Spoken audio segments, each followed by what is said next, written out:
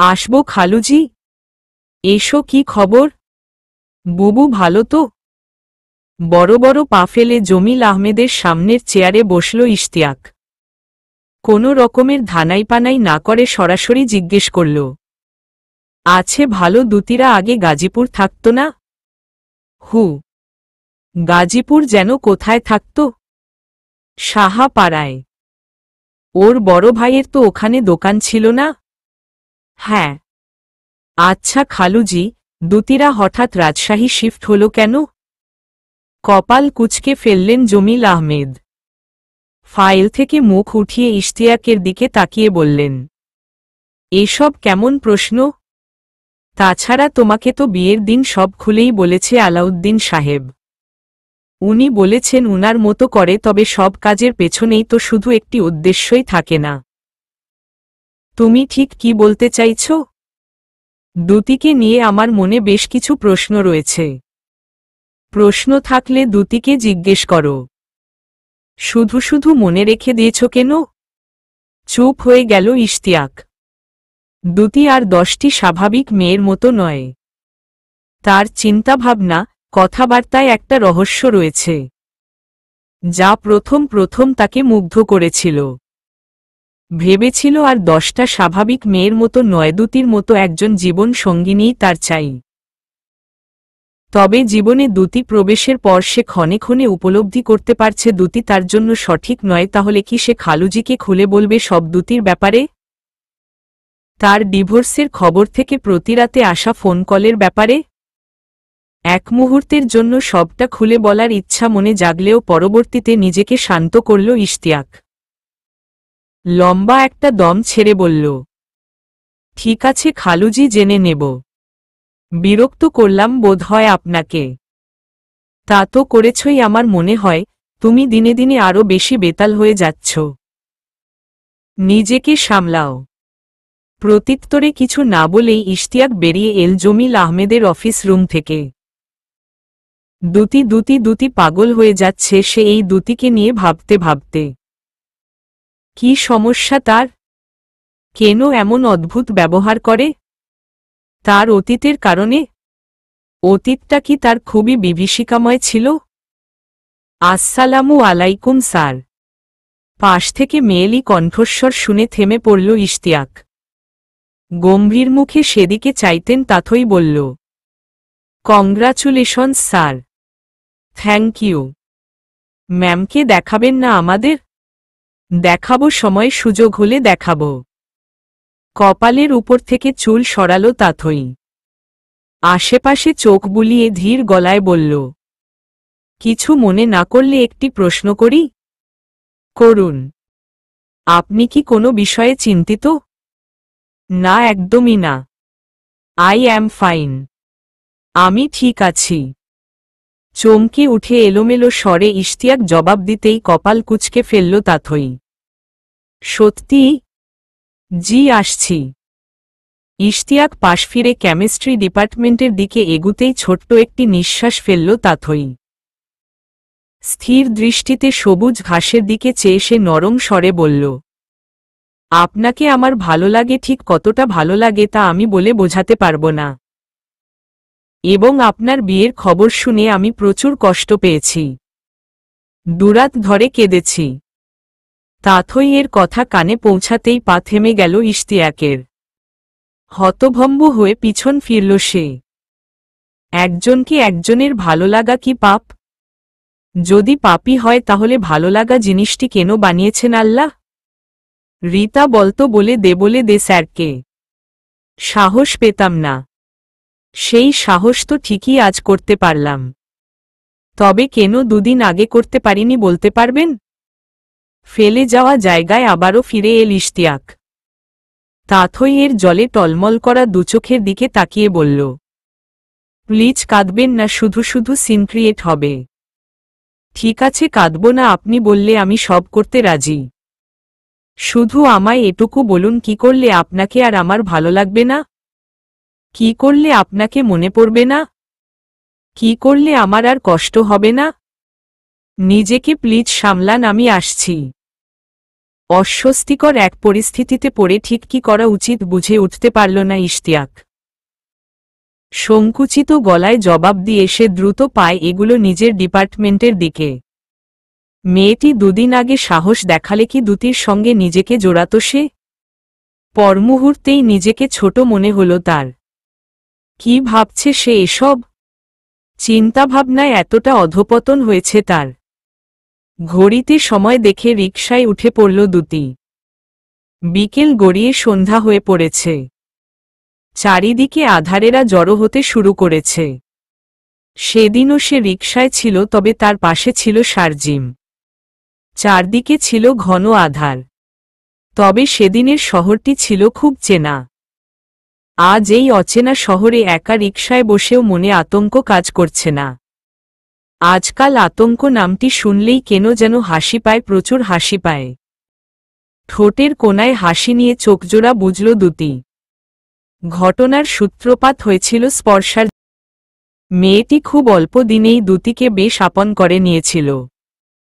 ছোট বড় সব কথা মন খুলে দ্যুতিকে বলা যেন নিত্যকার কাজ হয়ে উঠেছিল তার। সেখানে দ্যুতিহীন জন্মদিন পালন অসম্ভব। ওদিকে দ্যুতির সদ্য প্রেম পড়া মন খুঁজে বেড়াচ্ছিল শারজিমকে। লোকটি যদি সত্যি তাকে ভালোইবাসে তাহলে কেন এতটা দূরে দূরে থাকে? তোমার ভাইয়া আসবে না? টেবিলে কেক রেখে দ্যুতি প্রশ্নটি করতেই মুখ বাঁকালো স্পর্শা। জানি না। আমি বারবার বলেছিলাম আজ অন্তত বাসায় থাকতে। অথচ তার কাজ দেখলে হয়তো কোথাও আটকা পড়েছে। যা ইচ্ছে করুক, আই ডোন্ট কেয়ার। তাই ভাইকে ছাড়াই কেক কাটবে? কাটব। স্পর্শা এমন উত্তর দিলও তার গোমরা মুখ বলে দিচ্ছিল বিশেষ একটি মুহূর্তে ভাইকে কাছে না পেয়ে ঠিক কতটা আহত সে। ওদিকে কাটব কাটব করেও ঘড়ির কাঁটা ৮-এর কাছে গেলেও কেক কাটার নামগন্ধ ছিল না তার।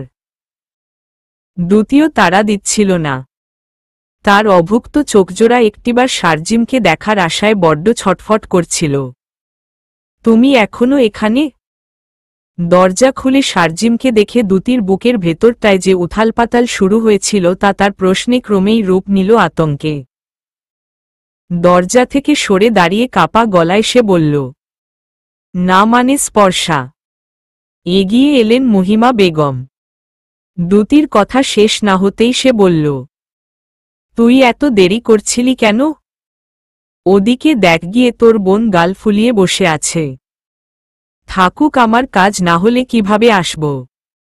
আর দ্যুতি এখনো হলে কেন যায়নি? কেক না কাটলে যাবে কিভাবে?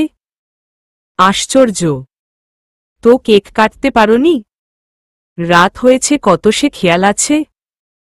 ওর হলে ঢুকতে সমস্যা হবে, তাছাড়া এত রাতে ও একা যাবেই বা কিভাবে? এতক্ষণে হুঁশ হল দ্যুতির। অপেক্ষা কি তাকে সময়জ্ঞান ভুলিয়ে দিয়েছিল? ও থেকে যাক, এক রাত এ বাড়িতে থাকলে তোমার সমস্যা হবে কি? না না আন্টি, আমার আসলেই অনেক দেরি হয়ে গেছে। আমি আসছি। মাথা নেড়ে দ্যুতি জবাব দিতেই তাকে থামিয়ে দিল শারজিম। পায়ের জুতো আবারও পরতে পরতে সে উঁচু গলায় বলল, চুপ, এখন খুব দেরি হয়ে যাচ্ছে। আগে এই হুঁশ কোথায় ছিল? শালা আমিও না। মেয়ের দরকার মাথার ঘিলু, কিন্তু দিলাম আমি মন। রিকশা চলছে দ্যুতির হলের দিকে। পাশে শারজিম। বুক ফুলিয়ে সোজা হয়ে বসে সে তাকিয়ে রয়েছে ফুটপাতের দিকে। একদৃষ্টিতে খানিকক্ষণ তার দিকে তাকিয়ে থাকার পর চোখ সরিয়ে নিল দ্যুতি। বুকের ভেতরটায় অদ্ভুত এক প্রশান্তি অনুভব হচ্ছে তার। সাথে খানিকটা আতঙ্ক, বকবে না তো সে? নড়েচড়ে উঠল শারজিম। পকেট থেকে সিগারেটের প্যাকেট বের করে একটি সিগারেট ধরাল। দীর্ঘক্ষণের নীরবতা ভেঙে একটি গলির দিকে হাত উঠিয়ে বলল, এই গলি দেখছ না? এর ভেতরে ঢুকে বামে গেলেই লিখনদের বাসা গিয়েছ কখনো? উহু। সুপ্রিয়া নিয়ে যায়নি? উহু। আবারও গম্ভীর হয়ে পড়ল পরিবেশ। বৃদ্ধ রিকশা চালকটি নিজের সর্বশক্তি দিয়ে এগিয়ে নিয়ে যাচ্ছে রিকশা। তবে রিকশার এই গতির পরিমাণ আজ বড্ড বেশি মনে হচ্ছে দ্যুতির। ইচ্ছে হচ্ছে বৃদ্ধ লোকটিকে বলতে, আরেকটু ধীরে চালান। এত তাড়া কিসের? তবে হাজারো সংকোচের কাছে পেরে উঠছে না কি হয় রাতটি এখানেই থেমে গেলে। এমন অপূর্ব সুন্দর মুহূর্ত যে আর কখনোই পাওয়া সম্ভব নয়, কখনোই না। ছোট্ট একটি নিঃশ্বাস ফেলল দ্যুতি। লাজ লজ্জা ভেঙে শারজিমের দিকে তাকাল। খানিকটা ইতস্তত করে বলল, আপনি দিনে কটা সিগারেট খান? 2-3 প্যাকেট তো হয়েই যায়। অহ, এক প্যাকেটে কয়টা সিগারেট থাকে? হাসল শারজিম। সিগারেটের ধোঁয়া নাক মুখ দিয়ে ছেড়ে তাকালো তারা ভরা আকাশের দিকে। আমাকে ভালো লাগে তোমার? বুকের ভেতরটা টিপটিপ করে উঠল দ্যুতির।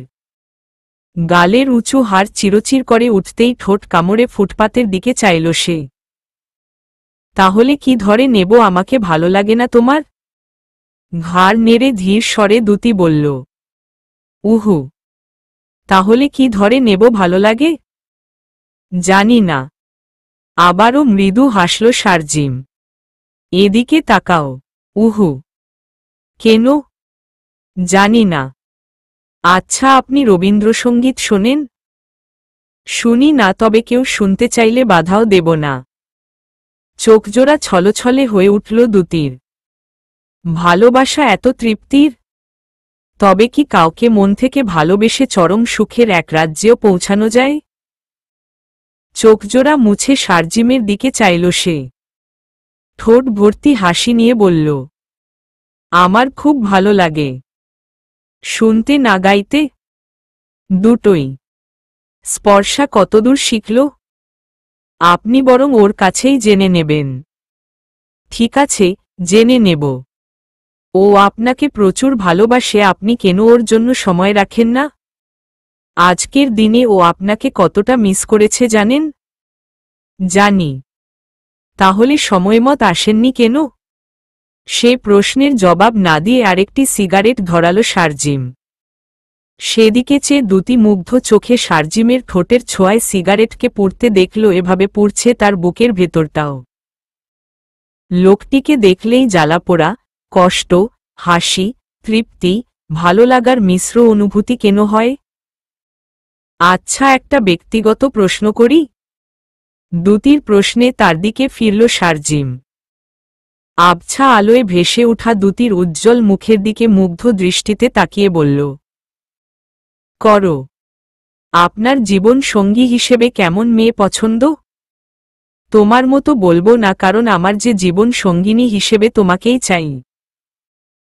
সেই থেকে শুরু হলো নতুন এক পথ চলা, যে পথ চলায় ছিল না কোনো বাধাধরা নিয়ম, ছিল না কারো হস্তক্ষেপ। রোজ বিকেলে স্পর্শাকে 1 ঘন্টা পড়ানোর কথা থাকলেও তার পরীক্ষার উছিলায় ঘন্টার পর ঘন্টা পড়াতে শুরু করল দ্যুতি। ওদিকে রাতে শারজিম বাসায় ফিরে হালকা নাস্তা সেরে বেরিয়ে পড়ত তাকে নিয়ে। কখনো বা বাইক নিয়ে চলে যেত দূরে কোথাও, কখনো বা ঢাকার রাস্তায় ঘুরত রিকশায় করে। বেশ যাচ্ছিল তাদের প্রণয়ের দুষ্টমিষ্টি দিনগুলো। এরই মাঝে এক বিকেলে স্পর্শাকে পড়াতে এসে বাসায় শারজিমকে দেখে বেশ অবাক হল দ্যুতি। তবে পরমুহূর্তেই যখন জানতে পারল স্পর্শারা বাসায় নেই, তখন চোখমুখ কুঁচকে ফেলল সে। তুমি আমাকে জানালে না কেন স্পর্শা তোমার মায়ের সাথে মামার বাসায় গিয়েছে? জানালে তুমি আসতে না। তো তুমি আমাকে আনতে কিচ্ছুটি জানাওনি? হ্যাঁ। কিন্তু কেন? তোমায় চুমু খাবো বলে। মুখ বাঁকিয়ে দ্যুতি বলল, ইয়ার্কি রাখো। I am serious. তাই? তা হঠাৎ চুমু খেতে ইচ্ছে হলো কেন? সিগারেটের পরিবর্তে তোমার ঠোঁটের নেশায় আসক্ত হতে চাই। দ্যুতির পাশে সোফায় এসে শারজিম বসতেই সরে বসল সে। ধীর স্বরে বলল, এখন না। কখন? তোমায় তো বলেছি তুমি ভার্সিটি থেকে বেরিয়ে জব নাও। বাবাকে জানাই। বাবাকে জানালেই চুমু খেতে দিবে? শারজিম। হু। কিছুটা এগিয়ে এসে শারজিম দ্যুতির হাতে হাত রাখতেই চট করে উঠে দাঁড়াল সে। প্রসঙ্গ পাল্টে বলল, চলো ঘুরতে যাই। চেঁচিয়ে উঠল Sharjim. For God's sake Dyuti, don't you love me? Yes, I do. তাহলে চুমুতে সমস্যা কোথায়? এমন তো না চুমু খেলেই তোমার পেটে আমার বাচ্চা আসবে। দ্যুতির অসহায় মুখের দিকে তাকিয়ে লম্বা একটা দম ছাড়ল শারজিম। হাতের আঙ্গুল ঘুরিয়ে ঘুরিয়ে নিজেকে শান্ত করার চেষ্টায় লেগে পড়ল সে। ওকে, কাম ডাউন, কাম ডাউন। তুমি আমায় কবে চুমু খেতে দেবে? হাসল দ্যুতি। তোমার ওই জঙ্গলের মতো দাড়ি মোচ কাটলে। সিউর? আরে, আজ তোমার কি হয়েছে? পাগল হয়ে যাচ্ছি আমি, তোমায় এত কেন ভালোবাসি বলতে পারো দ্যুতি? এই দ্যুতি, বিয়ে করবে আমায়? করব। এখন? একরাশ বিস্ময় নিয়ে দ্যুতি বলল, এখন বলতে? এখন বলতে এখন? এই মুহূর্তে? একদণ্ড ভাবল দ্যুতি। ক্ষীণ স্বরে বলল, বাবা, আমরা বিয়ের পর বলবো। যদি না মানে? তাহলে আমি তো আছি, তাছাড়া তুমি তো তোমার বাবার সঙ্গে চিরকাল থাকবে না। মুহূর্তের মাঝেই সিদ্ধান্ত নিয়ে বসল দ্যুতি। দীর্ঘশ্বাস ফেলে ভারী গলায় সে বলল, চলো, আমি লিখনকে কল করছি, ওই সাক্ষীর ব্যবস্থা করবে। আমরা আজই রেজিস্ট্রি করব। ঘড়ির কাঁটায় রাত 11:30। রাতের খাবার শেষে সেই যে ব্যালকনিতে এসে বসেছে আর উঠেনি ইশতিয়াক। মনের ভেতর চলছে এক যুদ্ধ। দ্যুতি দেরি করে বাড়ি ফেরার ফলে আজ বাড়িতে এক দফা ঝামেলা হয়ে গেছে। আরেক দফা যে কোনো মুহূর্তে লেগে যাবে। এত অশান্তি নিয়ে বাস করা কি সম্ভব? কেন বিয়ে করেছিল সে? সুখের দেখা পাবার আশায়, তবে কি সে সুখের দেখা পাচ্ছে? দীর্ঘশ্বাস ফেলে নজর ফোনের দিকে দিল ইশতিয়াক। লোকটি কি আজও ফোন দেবে তাকে? জানা নেই, তবে মনে হাজারো প্রশ্ন নিয়ে এভাবে আর চুপচাপ থাকতে পারছে না সে। আপনার বাবা ডাকছেন। দ্যুতির কণ্ঠস্বর শুনেও সেদিকে তাকাল না ইশতিয়াক। গম্ভীর গলায় বলল, ডাকুক। যাবেন না? না। মন মেজাজ খারাপ আপনার? না। তাহলে ওমন রাগ কাকে দেখাচ্ছেন? তুমি প্লিজ যাও। আপনি এভাবে আমার সাথে কথা বলতে পারেন না। আমি সব পারি সব, তুমি আমার চোখের সামনে থেকে বিদায় হও। চেঁচিয়ে উঠল ইশতিয়াক। ক্ষণিকের জন্য অবাক হলেও পরমুহূর্তেই দ্যুতির মেজাজ খারাপ হয়ে এল। কয়েক কদম এগিয়ে এসে ইশতিয়াকের শার্টের কলার ধরে দাঁতে দাঁত চেপে বলল, কি সমস্যা আপনার? বিয়ের পর সেক্স করতে না পেরে আপনার জ্বলুনি ধরেছে? আসুন, ঘরে আসুন। আজ দেখব কত বিগার আপনার। স্তব্ধ হয়ে গেল ইশতিয়াক। তাকে টেনে ঘরে এনে লম্বা একটি দম ফেলল দ্যুতি। তারপর পরনের কামিজ টেনে উপরে উঠাতেই ইশতিয়াকের বিস্ময় প্রবেশ করল তুঙ্গে। কি করছো এসব? আপনার যা দরকার দিচ্ছি, পিরিয়ড আর চলছে না। আসুন বিছানায়। আমিও দেখতে চাই আপনার শরীরে কতটা জেদ। চুপ চুপ করো। বিয়ে করেছেন সৌন্দর্য দেখে, এখন সৌন্দর্য হাতের কাছে পেয়েও তার স্বাদ নিতে পারছেন না। কুকুরের সামনে হাড় রাখার পরও যখন সে তার স্বাদ নিতে পারে না, তখন সেও ঠিক আপনার মতো ব্যবহার করে, যেমনটা আপনি করছেন। তুমি আমায় কি ভাবো দ্যুতি? আপনি পুরুষ। পুরুষদের উপরে তোমার এত ক্ষোভ কেন? আমার কোনো ক্ষোভ নেই। আছে, তুমি আমায় তোমার অতীত খুলে বলবে। হু আর ইউ? কে আপনি? আপনাকে কেন আমি আমার অতীত বলবো? আমি কখনোই বলবো না। বলতে তোমাকে হবেই দ্যুতি। কেন বলতে হবে? আপনি কি চাইছেন আমার কাছ থেকে? তৃপ্ততা তো? আহত গলায় ইশতিয়াক বলল, চাচ্ছি, তবে শারীরিক নয়, মানসিক। আমি মানসিকভাবে প্রচুর ভেঙে পড়ছি দ্যুতি। কখনোই আমি এমন পরিস্থিতিতে পড়ব তা আমি ভাবিনি। নীরব হয়ে পড়ল দ্যুতি। চোখজোড়া বুজে দুহাতের মুঠ শক্ত করে চেপে ধরল সে। আমি কখনোই তোমার সঙ্গে মানসিকভাবে ঘনিষ্ঠ না হয়ে শারীরিকভাবে ঘনিষ্ঠ হতে চাই না। এতে আমার শরীর মন কোনো টাইসাই দেবে না। তুমি আমাকে বলো, তুমি কেন আমায় মেনে নিতে পারছো না? আমি কখনোই তোমার প্রতিবন্ধকতাগুলো নিয়ে কথা শোনাব না, অবহেলা করব না, বরং তোমার হাতে হাত রেখে পাশে নিয়ে চলব। আপনি কেন এত ভালো সাজছেন? যেখানে আপনাকে আমি আমার শরীর দিতে রাজি হয়েছি সেখানে এসব নাটক কেন করছেন? আর কি চাইছেন আপনি? আপনার সামনে উলঙ্গ হয়ে বাদর নাচ নেচে দেখাবো? আর আপনি কুকুরের মতো লালা ফেলবেন? নিজেকে আর শান্ত রাখতে পারল না ইশতিয়াক। নিজের সর্বশক্তি দিয়ে দ্যুতির গালে কষিয়ে এক চর বসিয়ে দিল সে। দুজনের সারারাত কাটল নির্ঘুমে। বিছানার দুপাশে দুটি প্রাণ, মাঝখানটা খালি। যে খালি জায়গা জুড়ে রয়েছিল হাজারো না বলা কথা, আর্তনাদ, বুক চাপা কষ্ট। জীবন এতটা জটিল কেন? দীর্ঘশ্বাস ফেলল ইশতিয়াক।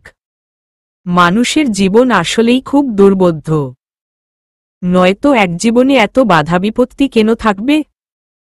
পূর্ব, পশ্চিম, উত্তর, দক্ষিণ চারিদিকে প্রতিবন্ধকতা, ঘন আধার। তবে গত রাতে রাগের মাথায় সে যে কাজটি করেছে তা মোটেও ঠিক করেনি। সে কি একজন নারীর শরীরে হাত উঠানোর? সে কেউ নয়। কাল রাতের জন্য দুঃখিত। আয়নার সামনে দাঁড়িয়ে শার্টের বোতাম লাগাতে লাগাতে ইশতিয়াক কথাটি বলতেই তার দিকে তাকালো দ্যুতি।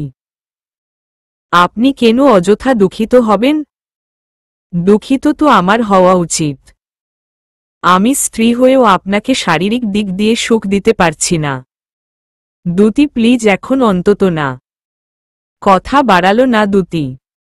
ভ্যানিটি ব্যাগ কাঁধে চেপে হনহনিয়ে বেরিয়ে পড়ল বাসা ছেড়ে। সে ফিরবে না আর এ বাড়িতে। কাল রাতের ঘটনার পর তো আরও নয়। কিছু মানুষ সত্যিই খুব অসহায়, কারণ স্বাভাবিক আর কয়টা মানুষের মতো তাদের থাকে না ভালো লাগা, খারাপ লাগা, কষ্ট, সুখ ভাগাভাগি করার জন্য কেউ। তাদের সমস্ত অব্যক্ত কথা রয়ে যায় নিজের ভেতরেই, যা খোঁচাতে খোঁচাতে একসময় জখম করে তোলে বুকের ভেতরটায়। সেদিন সন্ধ্যায় তারা বিয়ে করেছিল। লিখনের সাথে তাদের বিয়ের সাক্ষী হিসেবে ছিল হাসান ভাই। রাত ৮টা নাগাদ কাগজের ঝামেলা মিটমাট করে তারা কাজী অফিস থেকে বেরুতেই লিখন বলল, কোথায় যাবি তোরা? বুঝতে পারছি না। ঝোঁকের মাথায় বিয়েটা করে নিলেও এখন মনে হচ্ছে এত তাড়াহুড়োর দরকার ছিল না। বুকের ভেতরটা কেঁপে উঠল দ্যুতির। অবাক দৃষ্টিতে সে শারজিমের দিকে চাইতেন সে আবারও বলল, এখন যখন করে ফেলেছি তাহলে আর কোথায় যাব? বাসাতেই যেতে হবে। হাসানকে বিদায় দিয়ে তারা রিকশা নিল শারজিমের বাসার উদ্দেশ্যে। লিখন রিকশার উপরের সিটে উঠে বসতেই দ্যুতি বলল, দুটো রিকশা নিলেই তো হয়। না, তুমি উঠে বসো। পুরো রাস্তায় আর কথা হলো না তাদের মাঝে। দুজনের মনের ভেতরেই চলছে এক ঝড়ো হাওয়া। বাড়িতে সব জানার পর কে কেমন প্রতিক্রিয়া জানাবে তা ভেবেই দম বন্ধ হয়ে আসছে। তবে সেই প্রতিক্রিয়া জানতে বেশি একটা সময় অপেক্ষা করতে হলো না তাদের। শারজিমের সাথে দ্যুতি এবং লিখনকে বাসায় ঢুকতে দেখেই প্রশ্নের ঝুড়ি খুলে বসলেন মহিমা বেগম। যার উত্তর করতেই তিনি সোজা হয়ে বসলেন। চোখে মুখে চিন্তার ছাপ ফুটিয়ে শক্ত সুরে বললেন, তুমি ওকে ওর হলে দিয়ে এসো। ওকে আমি কখনোই একা ছাড়ব না। একা ছাড়ার জন্য আমি ওকে বিয়ে করিনি। তাহলে তুমি ওকে নিয়ে এই বাড়ি থেকে বেরিয়ে যাও। মহিমা বেগমের কথায় যেন বাজ পড়ল উপস্থিত সকলের মাথায়। অবাক দৃষ্টিতে তারা মহিমা বেগমের দিকে তাকাতেই সে বলল, অভিভাবকের অনুমতি ছাড়া ইসলামে কোনো বিয়েই জায়েজ হয় না, সেই মোতাবেক তোমাদের বিয়েটাও জায়েজ নয়। শারজিম বলল, এই নিয়মে তাহলে বিশ্বের 70% বিয়েই জায়েজ নয়। তুমি বেশি কথা বলছো শারজিম। ওকে ওর হলে দিয়ে এসো। ও আমার সঙ্গেই থাকবে মা। তাহলে বেরিয়ে যাও ওকে নিয়ে। গম্ভীর মুখে দ্যুতির দিকে তাকালো শারজিম। তারপর সোফা ছেড়ে উঠে দাঁড়িয়ে সহজ গলায় বলল, তুমি তাহলে আমাদের মেনে নেবে না? এটাই তোমার শেষ কথা? না, আমি অবশ্যই মেনে নেব। দ্যুতির বাবা মা তোমাদের মেনে নিলে আমিও তোমাদের মেনে নিব। ফাক ইউর ব্লাডি ডিসিশন। দ্যুতি এসো।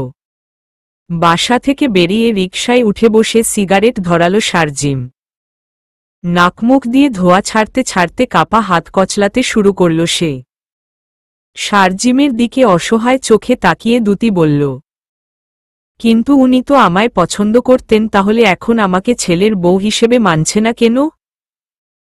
শালার বাঙালি জাতি।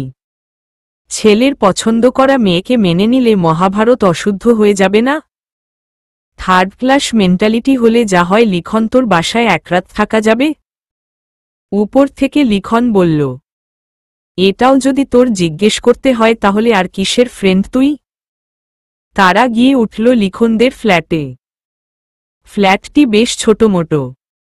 দুটি রুম, একটি বাথরুম, একটি ড্রয়িং রুম, সাথে ছোট একটি কিচেন। মা ছেলে দুজনের বসবাসযোগ্য।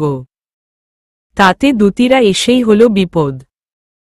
তবে তা আমলেই নিলেন না লিখনের মা মনোয়ারা বেগম। বেশ হইচই বাঁধিয়েই সে লেগে পড়ল খাবার দাবার তৈরির কাজে।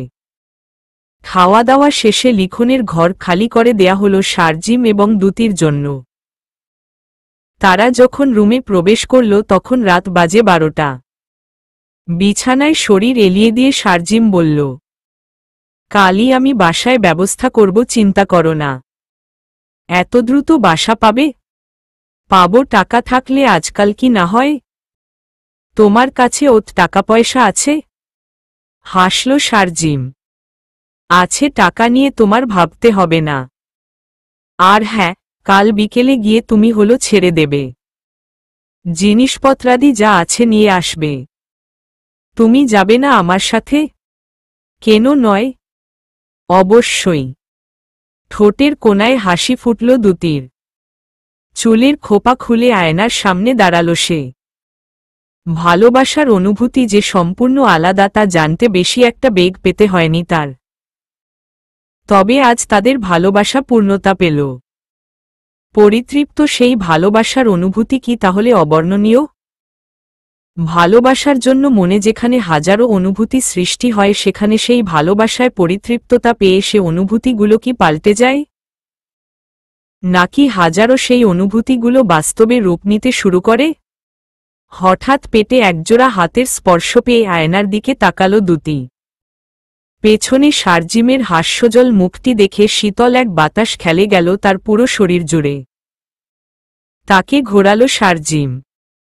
কপালের চুল সরিয়ে আলতো করে চুমু দিয়েই জড়িয়ে নিল নিজের বুকে। এই প্রথম কোনো পুরুষের শরীরের গন্ধ মিশে গেল তার সমস্ত সত্তায়। চোখজোড়া বুজে গভীর একটি নিঃশ্বাস ফেলতেই তার ঠোঁটে ঠোঁট ডোবালো শারজিম। এর জন্যই এত না? হাসল শারজিম।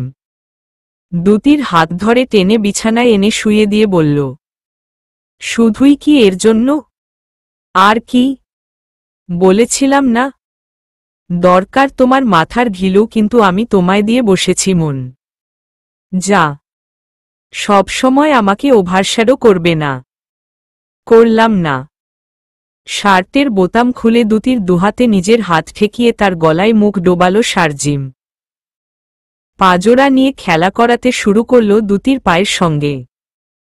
সকালে ঘুম ভাঙল লিখনের ডাকে। দম না ফেলে সে উচ্চস্বরে ডেকে যাচ্ছিল তাদের। সেই ডাকে আড়মোড়া ভেঙে বিছানা ছেড়ে গায়ে কামিজ চাপিয়ে দ্যুতি দরজা খুলতেই ঘরে প্রবেশ করলেন আলাউদ্দিন খন্দকার। বিছানার দিকে চেয়েই কষিয়ে একটি চড় বসিয়ে দিল মেয়ের গালে। ঘটনার আকস্মিকতায় গালে হাত রেখে হতভম্ব হয়ে দ্যুতি চাইল আলাউদ্দিন খন্দকারের দিকে। বাবা এখানে এল কি করে? তোকে এখানে পড়তে পাঠানো হয়েছিল একটি উদ্দেশ্য নিয়ে, প্রেম প্রীতি করার জন্য নয়। কিন্তু তুই পড়াশোনায় মন না দিয়ে আর 10টা মেয়ের মতোই পরিবারকে না জানিয়ে বখাটে এক ছেলেকে বিয়ে করে বসলি। বিছানা ছেড়ে উঠে পড়ল শারজিম। দুতির পাশে দাঁড়িয়ে আলাউদ্দিন খন্দকারের দিকে চেয়ে কঠিন স্বরে বলল, ওর গায়ে হাত তোলার অধিকার আপনাকে কে দিয়েছে? তোমার সাথে আমি কথা বলছি না। আমাদের দুজনের মাঝে তুমি এসো না। আমার বউয়ের গায়ে হাত দিল আপনার আমার সঙ্গে কথা বলতে হবে। দেখেছিস দেখেছিস কেমন অসভ্য ছেলেকে বিয়ে করেছিস তুই? আপনি মুখ সামলে কথা বলুন। শারজিমকে টেনে সরিয়ে দিয়ে দুতি এগুলো আলাউদ্দিন খন্দকারের দিকে। চুপ করো শারজিম বাবা, তুমি বসো। আমি তোমায় বুঝিয়ে বলছি। না, আমি শুনব না আজ কিছু। তোকে আমি পড়াশোনার জন্য পাঠিয়েছিলাম এখানে। নাই টাকা পয়সার মাঝেও তোকে কখনো অভাবের মুখ দেখতে দেইনি। আর তুই কিনা এখানে এসে এসব ছি ছি ভাবতেও আমার লজ্জা লাগছে। তুই একবারও ভাবলি না পারায় আমি মুখ দেখাবো কি করে? আলাউদ্দিন খন্দকারের কষ্টে জর্জরিত মুখের দিকে তাকিয়ে কেঁদে ফেলল দুতি। তার দুহাত চেপে ধরে আর্তনাদ করে উঠল সে, বাবা আমাকে মাফ করে দাও। কিন্তু বিশ্বাস করো, শারজিম খুব ভালো। ওর পরিবারও অনেক ভালো। ওর বোনকেই তো আমি পড়াতাম। স্পর্শা বলেছিলাম না তোমাদের? তুমি একবার ওর মা বাবার সাথে কথা বলে দেখো। আমি মানুষ চিনি দুতি। বয়স আমার 50-এর ঘরে এমনিতেই আসেনি। তুই এক্ষুনি আমার সাথে চল। চোখ ভর্তি জলের সাথে একরাশ বিস্ময় নিয়ে দুতি বলল, কোথায়? বাড়িতে তোর আর পড়াশোনা করতে হবে না। দুতির হাত ধরে টেনে দরজার দিকে এগুতেই বাদ সাধল শারজিম। চোখ ভর্তি আগুনের ফুলকি নিয়ে চেঁচিয়ে উঠল সে, ও কোথাও যাবে না, আপনি ওর হাত ছাড়ুন। দুতি, তুই যাবি না? ঢোক চেপে দুতি বলল, বাবা উত্তর দে, আজ যদি আমাকে খালি হাতে ফিরে যেতে হয় তাহলে আজ থেকে আমিও ভুলে যাব আমার দুতি নামে কোনো মেয়ে ছিল। তুমি মাথা ঠান্ডা করো বাবা। শারজিম, তুমি তো বলেছিলে বাবাকে বোঝাবে। তুমি বাবাকে বলো না। তুই তাহলে যাবি না? জবাব দিল না দুতি। ছলছলে নয়নে সে তাকালো মেঝের দিকে। ঠিক আছে, ভুলে গেলাম, তুই আমার মেয়ে। আল্লাহর কসম লাগে তুই আমার সামনে যেদিন আসবি সেদিনই যেন আল্লাহ আমায় নিয়ে যান। আমার যেন মৃত্যু হয়। সেদিন দুপুরের মাঝেই মিরপুর 1-এর দিকে একটি ফ্ল্যাট পেয়ে গেল তারা। বিকেলে লিখনদের বাসা থেকে দুতিকে নিয়ে শারজিম বেরুল হলের উদ্দেশ্যে। চোখমুখ ফুলে রয়েছে দুতির। ফর্সা টকটকে গোল মুখের মাঝে নাক হয়ে রয়েছে লাল টকটকে। সারাদিন বসে বসে কেঁদেছ না? ঘাড় নাড়াল দুতি। সেদিকে চেয়ে ছোট্ট একটি নিঃশ্বাস ফেলল শারজিম। এক হাত বাড়িয়ে দুতিকে জড়িয়ে ধরে কোমরে হালকা চাপ দিয়ে বলল, চা খাবে? উহু, আমার যে খুব খেতে ইচ্ছে করছে। তুমি তাহলে খাও। আমি খাবো আর তুমি ড্যাবড্যাব করে তাকিয়ে দেখবে? উহু। তাহলে? জানো, প্রথম প্রথম তুমি যখন ক্যান্টিনে আসতে তখন আমি 1 কাপ চা আর একটি সিগারেট হাতে দাঁড়িয়ে দাঁড়িয়ে তোমায় দেখতাম। আগ্রহী গলায় দুতি বলল, 1 কাপ চা আর একটি সিগারেট কেন? তো খুকি, আমি কি তোমার মতো 1 কাপ চা আর একটি বিস্কুট হাতে দাঁড়িয়ে থাকব? শিট! তুমি দেখেছ আমি যে চায়ে বিস্কুট ভিজিয়ে ভিজিয়ে খাই? দেখেছি বলতে সিন পুরো গিলেও নিয়েছি। ধুর, চলো চা খাবো। হাসল শারজিম। রিকশা চালকের উদ্দেশ্যে চায়ের দোকানে রাখতে বলে দুতির দিকে চাইতেন সে বলল, এখন এই মুহূর্ত থেকে 10 মিনিট আমি শারজিম আর তুমি দুতি, ঠিক আছে? দাও তোমার সিগারেট দাও। চোখমুখ কোচকালো শারজিম। মানে? অভিনয় বোঝো না? দাও না সিগারেট। চায়ের দোকানে এসে রিকশা থামতেই নেমে পড়ল দুজনে। দুটি 2 কাপ চাচে চেয়ারে এসে বসে সিগারেটের প্যাকেট খুলে একটি সিগারেট বের করতে করতে বলল, খুকির কি বিস্কুট চাই? ঠোঁটে হাসি নিয়ে শারজিম মাথা নাড়তেই দুটি আবারও বলল, জানতাম আমি বলে এসেছি। এই খুকি, একটা রবীন্দ্রসঙ্গীত শোনাও তো। আমি যাকে তাকে শোনাই না। বড্ড পেকেছ তুমি দাড়িগোফওয়ালা খুকি। দাঁড়াও না, আজ রাতটা আসুক, তোমার পাকামো খুব ছোটাবো। এরই মাঝে বয়স 7-এর মতো একটা বালক চা দিয়ে যেতেই সিগারেট মুখে নিল দুটি। চেয়ারের হাতলে এক হাত রেখে বাঁকা হয়ে বসে সে বলল, খুকি চা সিগারেট খাবে? জি না, আমি ওসব বাজে বাজে জিনিস খাই না। যাও যাও, তুমি খুকি চা বিস্কুটই খাও।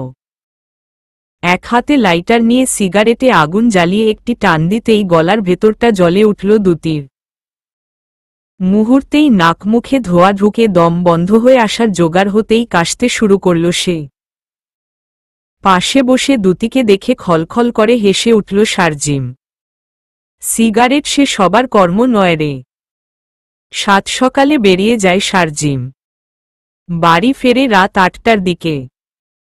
তারপরই শুরু হয় তার চাওয়া পাওয়ার খেলা। চোখ মুখে একরাশ লজ্জা নিয়ে রান্নাবান্না কাজকর্ম ফেলে তখন দুটির লেগে পড়তে হয় তার সকল আবদার পূরণে। তবে শারজিমের এই চাহিদা পূরণে কখনোই বিরক্ত বোধ করে না সে। বরং সারাদিনভর ভার্সিটি সংসারের কাজ শেষে এক আকাশ ভালোবাসা নিয়ে সে অপেক্ষায় রয় শারজিমের। ভালোবাসায় এত সুখ কেন? যে সুখে নিজেকে একবার ডোবালে মাতাল করে ছাড়ে। পরম সুখে কেটে যাচ্ছিল তাদের টোনাটুনির সংসার। এর মাঝে শারজিম বা দুটির কারো পরিবার থেকেই তাদের প্রতি কেউ আগ্রহ দেখায়নি, না নিয়েছে কোনো খোঁজখবর। বিষয়টি দুটিকে কাঁদালেও তাতে কোনো পরোয়া ছিল না শারজিমের। সে নিশ্চিন্তমনে খেয়েদেয়ে ঘুমিয়ে দিন কাটাচ্ছিল বেশ ফুরফুরে মেজাজেই। ভালো একটা শাড়ি পরে নাও। শারজিমের কথায় গাল লাল হয়ে উঠল দুটির। রাতের বাড়ি ফিরে এ আবদার নতুন নয় তার। তাদের বিয়ের 3 মাসে এ আবদার প্রায় করে বসেছে সে। এই, তুমি কি সারাদিন ভর এসবই ভেবে বেড়াও? কোনো সব ন্যাকা বোঝো না কোনো সব? হাসল শারজিম। ওয়াশরুমের দিকে এগুতে এগুতে বলল, আরে আজ হাসান ভাই আসবে, তার শাড়ি পরতে বলছিলাম। শাড়ি পরে সুন্দর করে সেজে নাও। হাসান ভাই হঠাৎ? কাজ আছে একটু। চুলোয় ভাত বসিয়ে হাত মুখ ধুয়ে কামিজ খুলে গোলাপি রঙের একটি গ্রামীণ চেকের শাড়ি পরে নিল দুটি। চুল খুলে তাতে হালকা চিরুনি বুলিয়ে খোপা করল। তারপর হাতে সামান্য পাউডার নিয়ে মুখে লাগাতেই পেছনে থেকে কোমর চেপে ধরল শারজিম। সুন্দর লাগছে। শুধুই সুন্দর? উহু, বিশ্বের সবচেয়ে সুন্দরী নারী রানী এলিজাবেথের চেয়েও 2 ডিগ্রি উপরে যাকে লাগছে সেই আমার দুটি। ধুর, ছাড়ো, ভাতটা দেখে আসি। দুটিকে ছেড়ে দিল শারজিম। হালকা কেশে বিছানায় বসে বলল, তোমার কাছে আমি আজ কিছু চাইব, আশা করি ফিরিয়ে দেবে না। কি দরকার আপনার? কাল কিন্তু আমার পরীক্ষা আছে, আজ রাতে একদম কাছে আসবে না। সে কথার জবাব না দিয়ে শারজিম বলল, আজ রাতটা হাসান ভাই এই বাসায় থাকবে। চোখে কাজল পড়তে পড়তে দুটি বলল, উনি এখানে থাকবেন কেন? উনার বাসায় সমস্যা হয়েছে। কি হয়েছে? এরই মাঝে কলিং বেল বাজতেই উঠে দাঁড়াল শারজিম। দরজা খুলে হাসানকে পাশের ঘরে বসতে দিয়ে আবারও নিজেদের শোবার ঘরে ফিরে এল সে। দুটি, তোমাকে একটা উপকার করতে হবে। শারজিমের গলার স্বর নরম। আয়না থেকে মুখ ঘুরিয়ে দুটি জবাবে বলল, কি উপকার? মানে আমি হাসান ভাইয়ের কাছ থেকে বেশ কিছু টাকা নিয়েছিলাম। আসলে আমার হাত ফাঁকা ছিল। ঝোঁকের মাথায় বিয়ে করেছিলাম। কিন্তু তোমাকে একা ফেলে দেবার জন্য তো নয়। তাই ভাইয়ের কাছ থেকে টাকা নিয়েই এই ফ্ল্যাট, থাকা খাওয়ার জিনিসপত্র সব অ্যারেঞ্জ করতে হয়েছিল। হতভম্ব হয়ে দ্যুতি বলল, তুমি না বলেছিলে তোমার কাছে টাকা আছে? মিথ্যা বলেছিলাম, আমি চাইছিলাম না তুমি টাকা নিয়ে দুশ্চিন্তা করো। মাথায় হাত রেখে বিছানায় বসে পড়ল দ্যুতি। তুমি অন্যের টাকা দিয়ে এতদিন চলেছ? হ্যাঁ। এখন এতগুলো টাকা কিভাবে শোধ করবে? তুমি চাইলেই টাকার ঝামেলা মিটমাট করা সম্ভব। আমি? হ্যাঁ। কিভাবে? তেমন কিছু নয়, তুমি শুধু হাসান ভাইকে সামান্য কোম্পানি দাও। অদ্ভুত গলায় দ্যুতি জিজ্ঞেস করল। তার মানে? খুব সিম্পল, মাঙ্গনা খাচ্ছি দাচ্ছি। পরিশোধ তো করতে হবেই। নিজের কানকে বিশ্বাস হল না দ্যুতির। নির্বাক হয়েছে রইল সে শারজিমের দিকে। আমি যা করছি আমাদের দুজনের করছি দ্যুতি। আমাদের ভবিষ্যতের জন্য করছি। আমি আসলে এভাবে ফেঁসে গেছি যে আমার এছাড়া কিছু করার নেই, আমার আর কোনো পথ নেই দ্যুতি। থাকলে অবশ্যই আমি তোমাকে বলতাম না। মেঝের দিকে ঝাপসা দৃষ্টিতে তাকালো দ্যুতি। ধরা গলায় বলল, আমার পক্ষে এই কাজ করা সম্ভব নয়। কেন? নিজেকে নোংরা বলে মনে হবে। তুমি শুধু তোমার কথাই ভাবছ? তুমি চাও না আমাদের ভবিষ্যৎ জীবন সুন্দর হোক? না, আমি চাই না। দ্যুতি ফুপিয়ে কেঁদে উঠতেই বিছানায় তার পাশে এসে বসল শারজিম। শীতল কণ্ঠে বলল, তুমি আমায় ভালোবাসো না? বাসি। তাহলে তোমাকে আমার জন্য কাজটি করতে হবে। আমি পারব না। তোমাকে করতে হবে। আমি পারব না। দেন গেট লস্ট, বেরিয়ে যাও আমার বাড়ি ছেড়ে। শারজিম চেঁচিয়ে উঠে কথাটি বলতেই অশ্রু বিক্ষিপ্ত চোখে তার দিকে তাকালো দ্যুতি। এ কোনো শারজিমকে দেখছে সে? তার চেনা শারজিম এই শারজিম নয়। তুমি কেন বুঝতে পারছ না দ্যুতি? শুধু একটু পাশে বসবে, তার আবদার পূরণ করবে যেমনটা আমার করো। তুমি আর উনি এক নও। খানিকক্ষণের জন্য তুমি ভেবে নাও হাসান ভাই আমি। তুমি কি বলছো এসব? আর কথা না বাড়িয়ে দ্যুতির পা জড়িয়ে ধরে মেঝেতে বসে পড়ল শারজিম। অনুরোধের সুরে বলল, আমার জীবন মরণ প্রশ্ন দ্যুতি, আমি তোমার কাছে আমার জান ভিক্ষা চাই। তুমি যদি আজ হাসান ভাইয়ের কাছে না যাও, কাল তুমি আমায় জীবিত পাবে না। ক্ষণিকের মাঝে তুমি সবকিছু হারিয়ে ফেলবে, সব।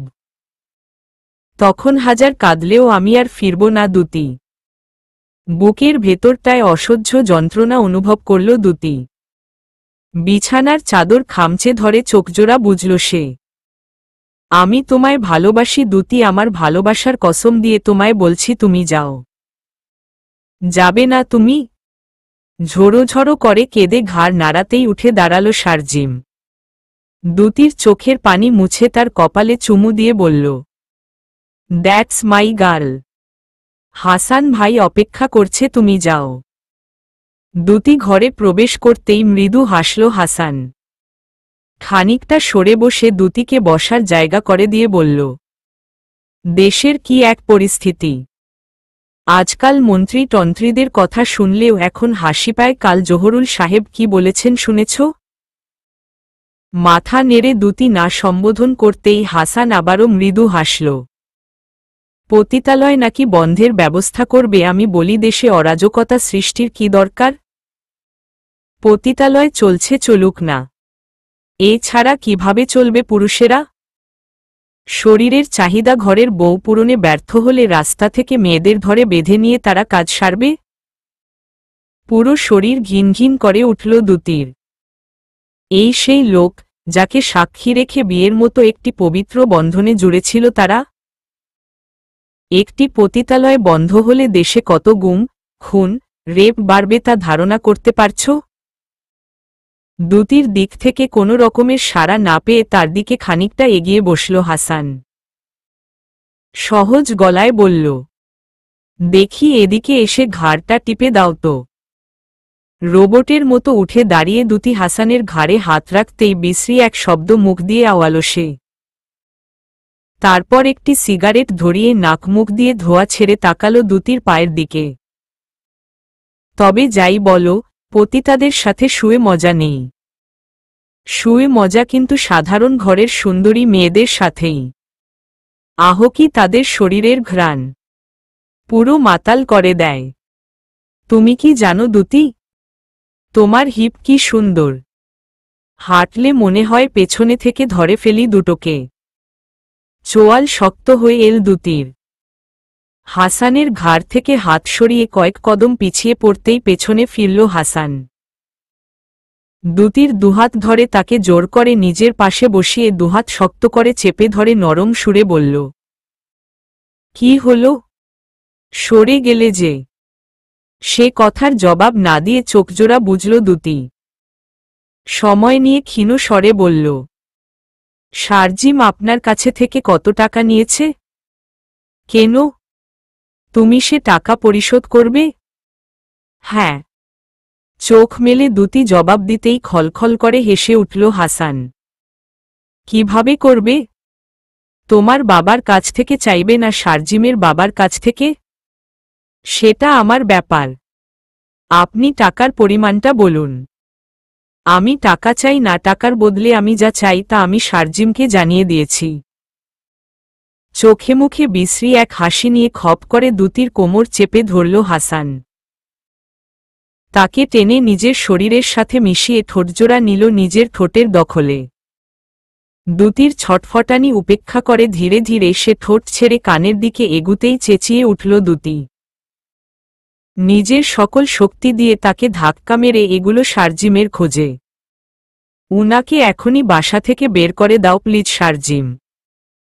তুমি যত টাকা নিয়েছ আমি তা শোধ করে দেব, প্লিজ তুমি উনাকে বের করে দাও।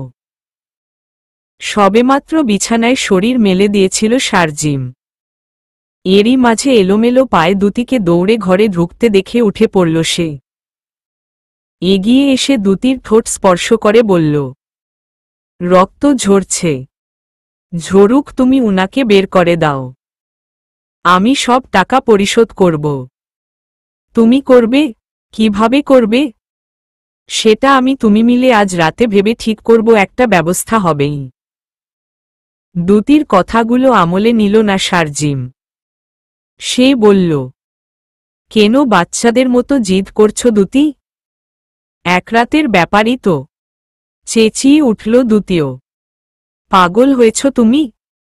আমার অসহ্য লাগছে, অসহ্য। প্লিজ তুমি ওই লোককে বাসা থেকে বের করো। এটা সম্ভব না দুতি। বোঝার চেষ্টা করো। আমার কাছে আর রাস্তা খোলা থাকলে অবশ্যই আমি এই কাজ করতাম না। আমি আমাদের দুজনের ভালোর জন্যই করছি।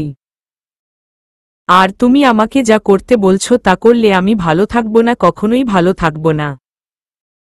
Try to understand দুতি, just only one night. তুমি তাহলে ওই লোককে বাসা থেকে বের করবে না? না। তাহলে আমিই বেরিয়ে যাচ্ছি, আমার পক্ষে এসব সম্ভব না। একদমই না। মাথায় আগুন জ্বলে উঠল শারজিমের। তেজ দেখাচ্ছিস তেজ? এক পা বাড়িয়ে দেখ, মেরে ২০ দাঁত ভেঙে দেব। হতভম্ব হয়ে গেল দুতি। অবাক দৃষ্টিতে শারজিমের দিকে তাকালো সে। কি সমস্যা তোর? কি সমস্যা? আমার সাথে শুস না? এই শোয়াটা হাসান ভাইয়ের সাথে শুলে কি সমস্যা তোর? আমিও পুরুষ, হাসান ভাইও পুরুষ, আমি যা দেই সেও তাই দিবে। স্বামী হয়ে দুই পুরুষের মজা দিতে চাইছি, জন্য শরীরে তেল ধরে গেছে তোর? শারজিম ফুপিয়ে কেঁদে উঠল দুতি। এই কি তার সেই ভালোবাসার মানুষটি, যার মাঝে নিজেকে হারাতে হারাতে আজ নিঃস্ব সে? ঘর ছেড়ে বেরিয়ে এল শারজিম। লম্বা একটা দম ছেড়ে এক গ্লাস পানি খেয়ে এসে পা বাড়াল দুতির জন্য অপেক্ষমান হাসানের দিকে। ভাই আজ না করলে হয় না?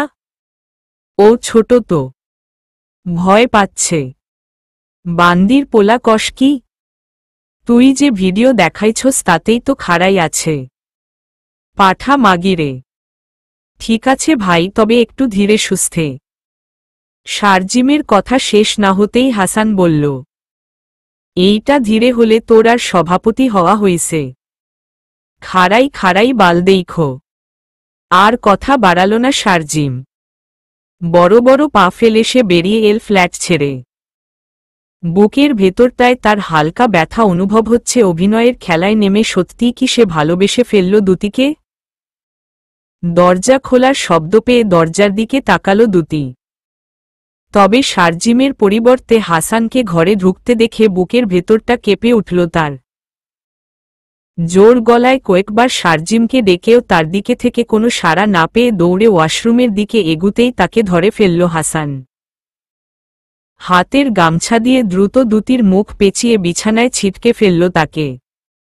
নিজের পরনের শার্ট এবং প্যান্ট খুলে সে ঝাঁপিয়ে পড়ল দ্যুতির শরীরের উপর। আজ এই শরীরকে আষ্টেপৃষ্ঠে চেটেপুটে না খাওয়া পর্যন্ত শান্তি পাবে না তার ক্ষুধার্ত শরীর। ঘড়ির কাঁটায় রাত ৯-এর উপরে বাজতেই দ্যুতির খোঁজে বেরিয়ে পড়ল ইশতিয়াক। মেয়েটি যে আজ বাড়ি ফিরবে না তা তার ষষ্ঠ ইন্দ্রিয় বলছিল সকাল থেকে। তবে সত্যিই যে ফলে যাবে তা ভেবে সে খানিকটা বিস্মিত। এর আগে এমন ঘটনা কম হয়নি। এটা সেটা নানান জিনিস তার মন বলেছে ঘটবে জীবনে, তবে তেমনটা হয়নি।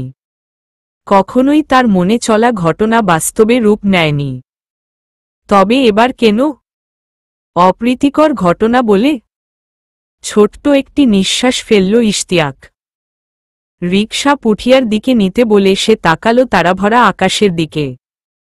দ্যুতির অব্যক্ত কথার মাঝে সে প্রশান্তি খুঁজে না পেলেও স্বস্তি পায়। প্রতিটি স্বস্তির নিঃশ্বাস তাকে স্মরণ করিয়ে দেয় তার অশান্ত সাগরে দ্যুতি ছাড়া অন্য কারো বিচরণ নেই। আমার সকল দুঃখের প্রদীপ জেলে দিবস গেলে করব নিবেদন। আমার ব্যথার পূজা হয়নি সমাপন। যখন বেলাশেষের ছায়ায় পাখিরা যায় আপন কুলায় মাঝে, সন্ধ্যা পূজার ঘণ্টা যখন বাজে, তখন আপন শেষ শিখাটি জ্বালবে এ জীবন। আমার ব্যথার পূজা হবে সমাপন। অনেক দিনের অনেক কথা, ব্যাকুলতা, বাধা বেদন ডোরে মনের মাঝে উঠেছে আজ ভোরে। যখন পূজার হোমানলে উঠবে জলে একে একে তারা, আকাশপানে ছুটবে বাঁধন হারা, অস্তর্বীর ছবির সাথে মিলবে আয়োজন। আমার ব্যথার পূজা হবে সমাপন। দরজায় দাঁড়িয়ে পুরো গানটি মন দিয়ে শুনল ইশতিয়াক। তারপর ধীরে সুস্থে পা বাড়াল ঘরের ভেতরের দিকে। ক্যাসেটে গান চালিয়ে চোখের উপর হাত রেখে শুয়ে রয়েছে দ্যুতি। গালে তার নোনা পানি কেন কাঁদছে দ্যুতি? দ্যুতি! ইশতিয়াকের ডাকে খানিকটা কেঁপে উঠে হাত উঠানোর সময় চোখজোড়া মুছে ফেলল দ্যুতি। উঠে বসে সহজ গলায় বলল, আপনি কখন এলেন? মাত্র। কোনো কাজে? না, তুমি আজ এখানেই থাকবে? হাসার চেষ্টা করল দ্যুতি। হ্যাঁ, আমিও সাথে থাকি। থাকুন। তুমি এখনো রাগ করে আছো আমার উপর? না। কাল আমার সাথে বাসায় ফিরবে? ফিরব। স্বস্তির নিঃশ্বাস ফেলল ইশতিয়াক। দ্যুতি রহস্যময় একটা চরিত্র। তবে মন বলে সে কিছুটা নারিকেলের মতো, যার বাইরেটা শক্ত হলেও ভেতরটা প্রচুর নরম। এক কাপ গরম ধোয়া উঠা চা হাতে বারান্দার গ্রিলে মাথা ঠেকিয়ে উদাসীন মনে রাস্তায় দিকে তাকিয়ে আছে দ্যুতি। ভেতরে ইশতিয়াক তৈরি হচ্ছে। সকালের খাবার সেরে সে বেরুবে ভার্সিটির উদ্দেশ্যে।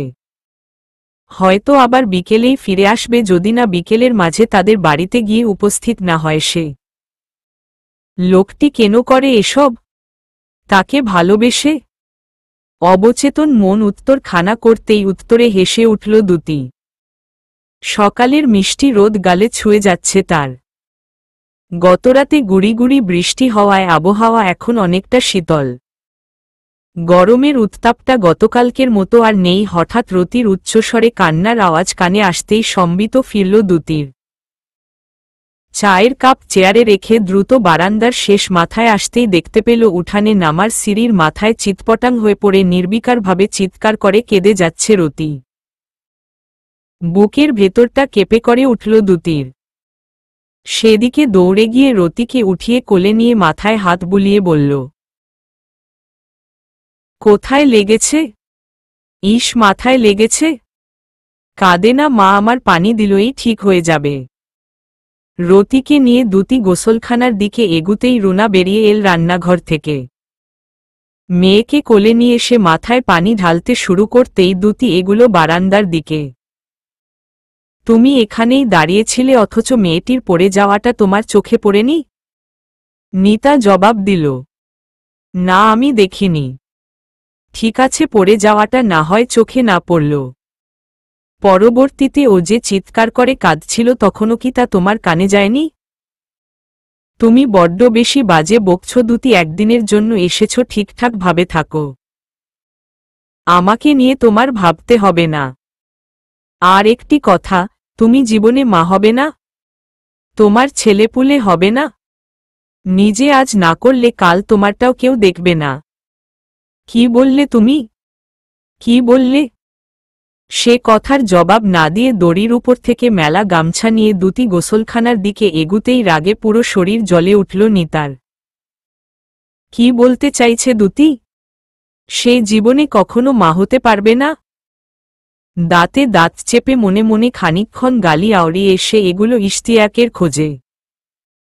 মেয়েটির বড্ড তেজ বেড়েছে, তবে এই দুপয়সার তেজ কিভাবে কমাতে হয় তাও জানা আছে তার। জামাই মশাইকে দেখি বউকে ছাড়া একদিনও চলে না, বউ আসতে না আসতেই পিছু পিছু চলে এসেছেন। নিতার কথায় ম্লান হাসল ইশতিয়াক। তেমন কিছু না। তাহলে কেমন কিছু? কথা কাটাতে ইশতিয়াক বলল, বসুন না। আর বসা?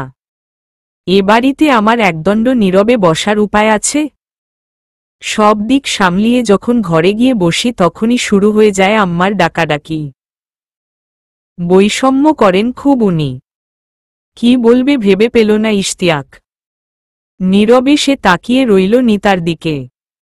তবে যাই বলুন, আপনাকে আমার বেশ ভালো লাগে।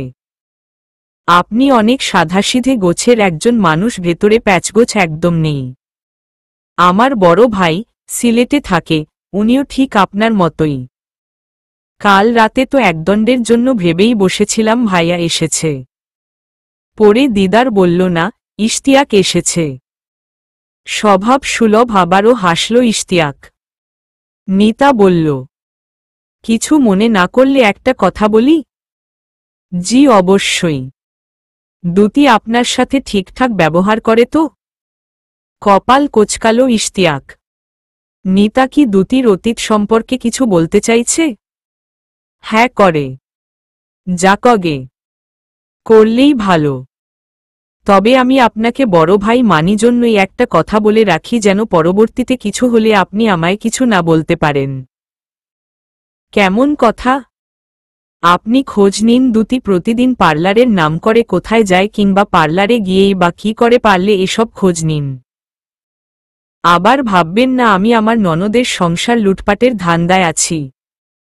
আমি আপনাকে বড় ভাইয়ের চোখে দেখি বলেই আজ এত বড় একটি কথা বলার সাহস করতে পারলাম। ইশতিয়াকের দিক থেকে কোনো রকম সারা শব্দ না পেয়ে ঘর ছেড়ে বেরিয়ে এল নিতা। স্পষ্ট ভাষায় বললে সে অনেক কিছুই বলতে পারবে দ্যুতির বিপক্ষে। তবে এতটাও বোকামি সে করবে না যাতে পিছে দ্যুতির সংসার ভাঙার পেছনের সব কারণ তার ঘাড়েই এসে পড়ে। যে মেয়ে নিজেই দুশ্চরিত্রা, তার সংসার ভাঙার সে কে? রতিকে কোলে নিয়ে নিজের ঘরে এল দ্যুতি। মেয়েটির মাথা একপাশে ফুলে ফেপে উঠেছে। একদম নীরব হয়ে সে মাথা গুজে রয়েছে তার বুকে। ইশতিয়াকও চলে গেছে বেশ কিছুক্ষণ হল। তবে একদিক দিয়ে ভালোই হয়েছে। একা নীরবে খানিকক্ষণ সময় কাটানো যাবে ভাবামাত্রই বিছানায় এসে বালিশে হেলান দিয়ে বসে পড়ল দ্যুতি। রতির মাথায় চুমু খেয়ে চোখজোড়া বুঝল সেরাতের পর থেকে একদম ঝিমিয়ে পড়েছিল দ্যুতি। এক বুক স্বপ্ন নিয়ে যে দ্যুতি তার ছোট্ট সংসার সাজিয়েছিল, সেই দুটির মাঝে স্বামী সংসার নিয়ে ছিল না কোনো উদ্দীপনা। তবে হাল ছাড়েনি শারজিম। প্রতি রাতে নিজের প্রতিবন্ধকতা সম্পর্কে জানিয়েছে, বারবার ক্ষমা চেয়েছে নিজের অপকর্মের জন্য। আবারও তাকে স্বপ্ন দেখাতে চেয়েছে নতুন আরেকটি স্বাভাবিক জীবনের। তবে এত সহজেই কি সবটা ভোলা সম্ভব? প্রশ্ন করেছে দুটি নিজেকে। তবে উত্তর পায়নি। মাঝে মাঝে শারজিমের অসহায় মুখের দিকে তাকিয়ে সবকিছু ভুলে যাবার সিদ্ধান্তও নিয়েছে দুটি। তবে পেরে উঠেনি নিজের সত্তার কাছে। বারবার ব্যর্থ হয়েছে তার শরীর দিয়ে টাকার সওদা করার শারজিম কেউ নয়। ঘুমিয়েছ? শুয়ে শুয়ে নানা ভাবনায় মগ্ন ছিল দুটি। শারজিমকে ঘরে ঢুকতে দেখে উঠে বসল সে। অনেক ভেবেছে সে সবশেষে কিছুদিনের আগের ঘটে যাওয়া ঘটনা একপাশে রেখে শারজিমকে ক্ষমা করার জন্য মনকে সে মানিয়ে নিয়েছে। বাবা মা, ভাইবোন সবাইকে ফেলেই সে শারজিমের হাত ধরেছিল। শারজিমও পরিবার ফেলে তার পাশে থেকেছে সর্বক্ষণ। তার করা একটি ভুলে তো এসব মিথ্যে হয়ে যাবে না। হ্যাঁ, করে ফেলেছে সে একটা ভুল। তবে কোনো মানুষই তো ভুলের ঊর্ধ্বে নয়। কাচ্চি এনেছি, চলো একসাথে খাব। দীর্ঘশ্বাস ফেলল দুটি। ছলছলে চোখে শারজিমের দিকে তাকিয়ে বলল, আমার পাশে বসবে? কি হয়েছে? কাঁদছ কেন? শারজিম পাশে বসতেই তাকে জড়িয়ে ধরে তার বুকে মুখ গুজল দুটি। ভয়ঙ্কর সেই রাতের পর থেকে কাছে যায়নি সে শারজিমের। ঘৃণা হতো, তার ক্ষোভ কাজ করত। তবে দীর্ঘদিন পর শারজিমের বুকের স্পন্দনগুলো শুনে পুরো শরীরে প্রশান্তির এক দোল খেলে গেল তার। সজোরে একটি নিঃশ্বাস ফেলে অঝরে কেঁদে উঠল সে। তোমায় এত ভালোবাসি, তারপরও তুমি কেন আমায় এত কষ্ট দাও?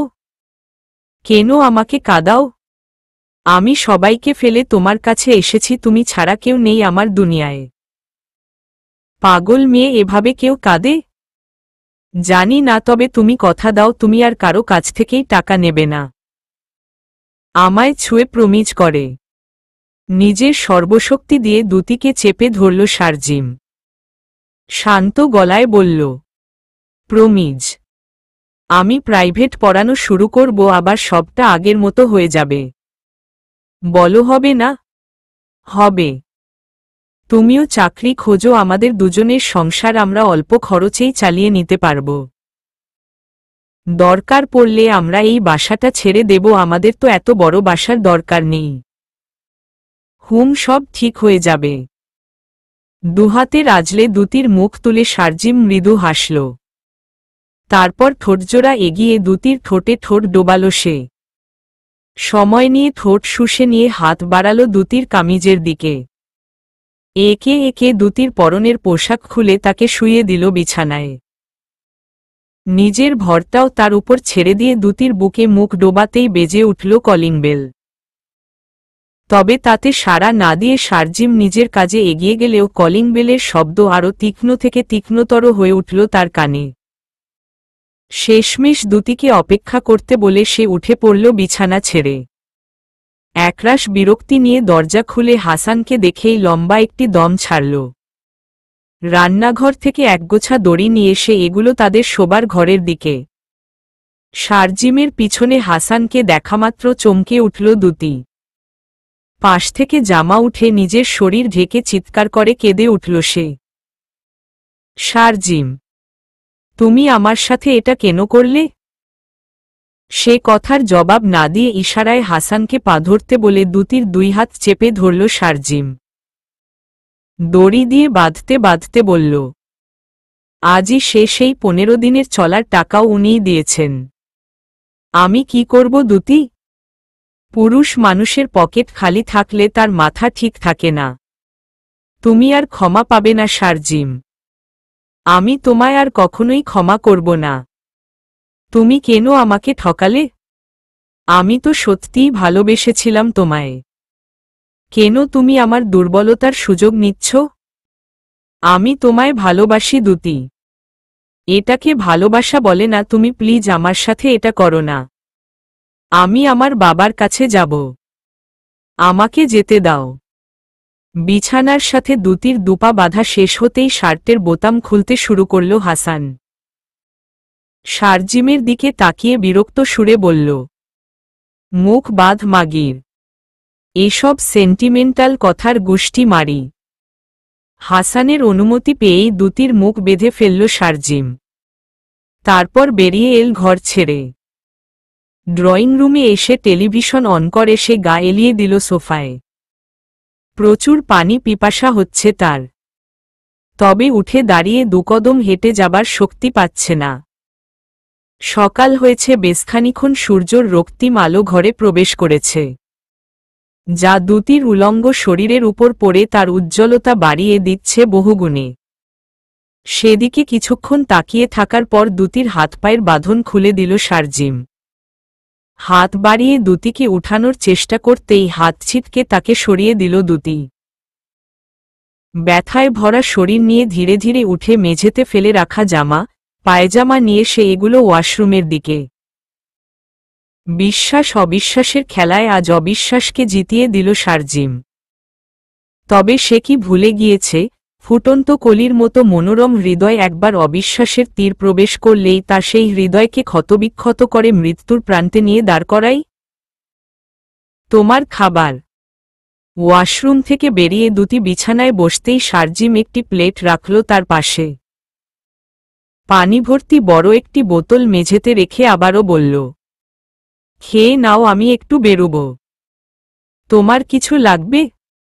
সে কথার জবাব দিল না দুতি। স্থির হয়ে সে বসে রইল নিজের জায়গায়। দুতির উত্তরের জন্য খানিকক্ষণ অপেক্ষা করে শারজিম বেরিয়ে পড়ল শোবার ঘর ছেড়ে। ডাইনিংয়ে এসে ঢকঢক করে এক গ্লাস পানি খেয়ে আবারও ফিরে এল শোবার ঘরের দরজায়। দুতিকে সেভাবেই চুপচাপ বসে থাকতে দেখে বাইরে থেকে দরজা লক করে বলল, আমি আসছি।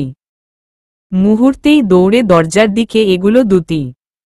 দুহাতে তাতে আঘাত করতে করতে বলল, দরজে কেন আটকাচ্ছ? দরজা খোলো। আমি বাবার কাছে যাব, দরজা খোলো। তোমার বাবা তোমার মুখ দেখবেন না। সেটা আমি বুঝব, তুমি দরজা খোলো, নয়তো আমি বাবাকে কল করব। কিভাবে করবে? তোমার ফোন আমার কাছে। আতঙ্কে ছটফট করতে করতে ফোন খুঁজতে শুরু করল দুতি। তবে কোথাও তার দেখা না পেয়ে চিৎকার করে কেঁদে উঠল সে। আমি চিৎকার করব, দরজা খোলো। আমাকে তুমি কয়দিন এভাবে বন্দি করে রাখবে? চিৎকার করেও লাভ হবে না। তবুও নিজের গলার স্বর খারাপ করতে চাইলে চিৎকার করতে পারো। ও আল্লাহ, আমি এই জানোয়ারকে ভালোবেসে বাবা মাকে ছেড়েছিলাম। আমাকে মেরে ফেলো তুমি, আল্লাহ আমার মৃত্যু দাও। আমি আমার বাবার মনে কষ্ট দিয়েছিলাম, এতটা বোকামি আমি কেন করলাম? ও আল্লাহ, আমাকে তুমি আরো শাস্তি দাও, আমাকে মেরে ফেলো। আমি এসবই ডিসার্ভ করি। শান্ত হও দুতি। দরজার ওপাশ থেকে শারজিম নরম সুরে কথাটি বলতেই মেঝেতে বসে পড়ল দুতি। আমার জীবনটা শেষ করে দিল তুমি। কেন করলে আমার সাথে এমন?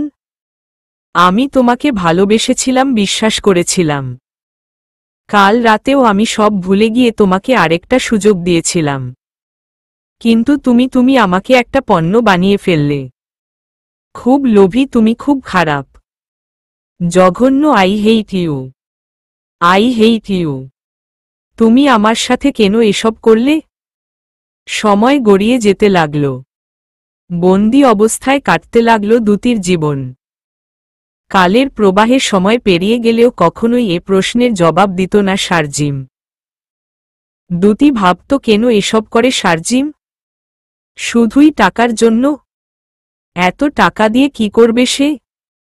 উত্তর পেত না। নির্জন পরিবেশে খোলামেলা জায়গায় ফ্ল্যাট নেবার পেছনের কারণও একসময় খুঁজে পেল দুতি। তাদের বাড়িটি 4 তলা। তৃতীয় তলাতে তারা থাকলেও বাদবাকি ফ্ল্যাটগুলো ছিল ফাঁকা।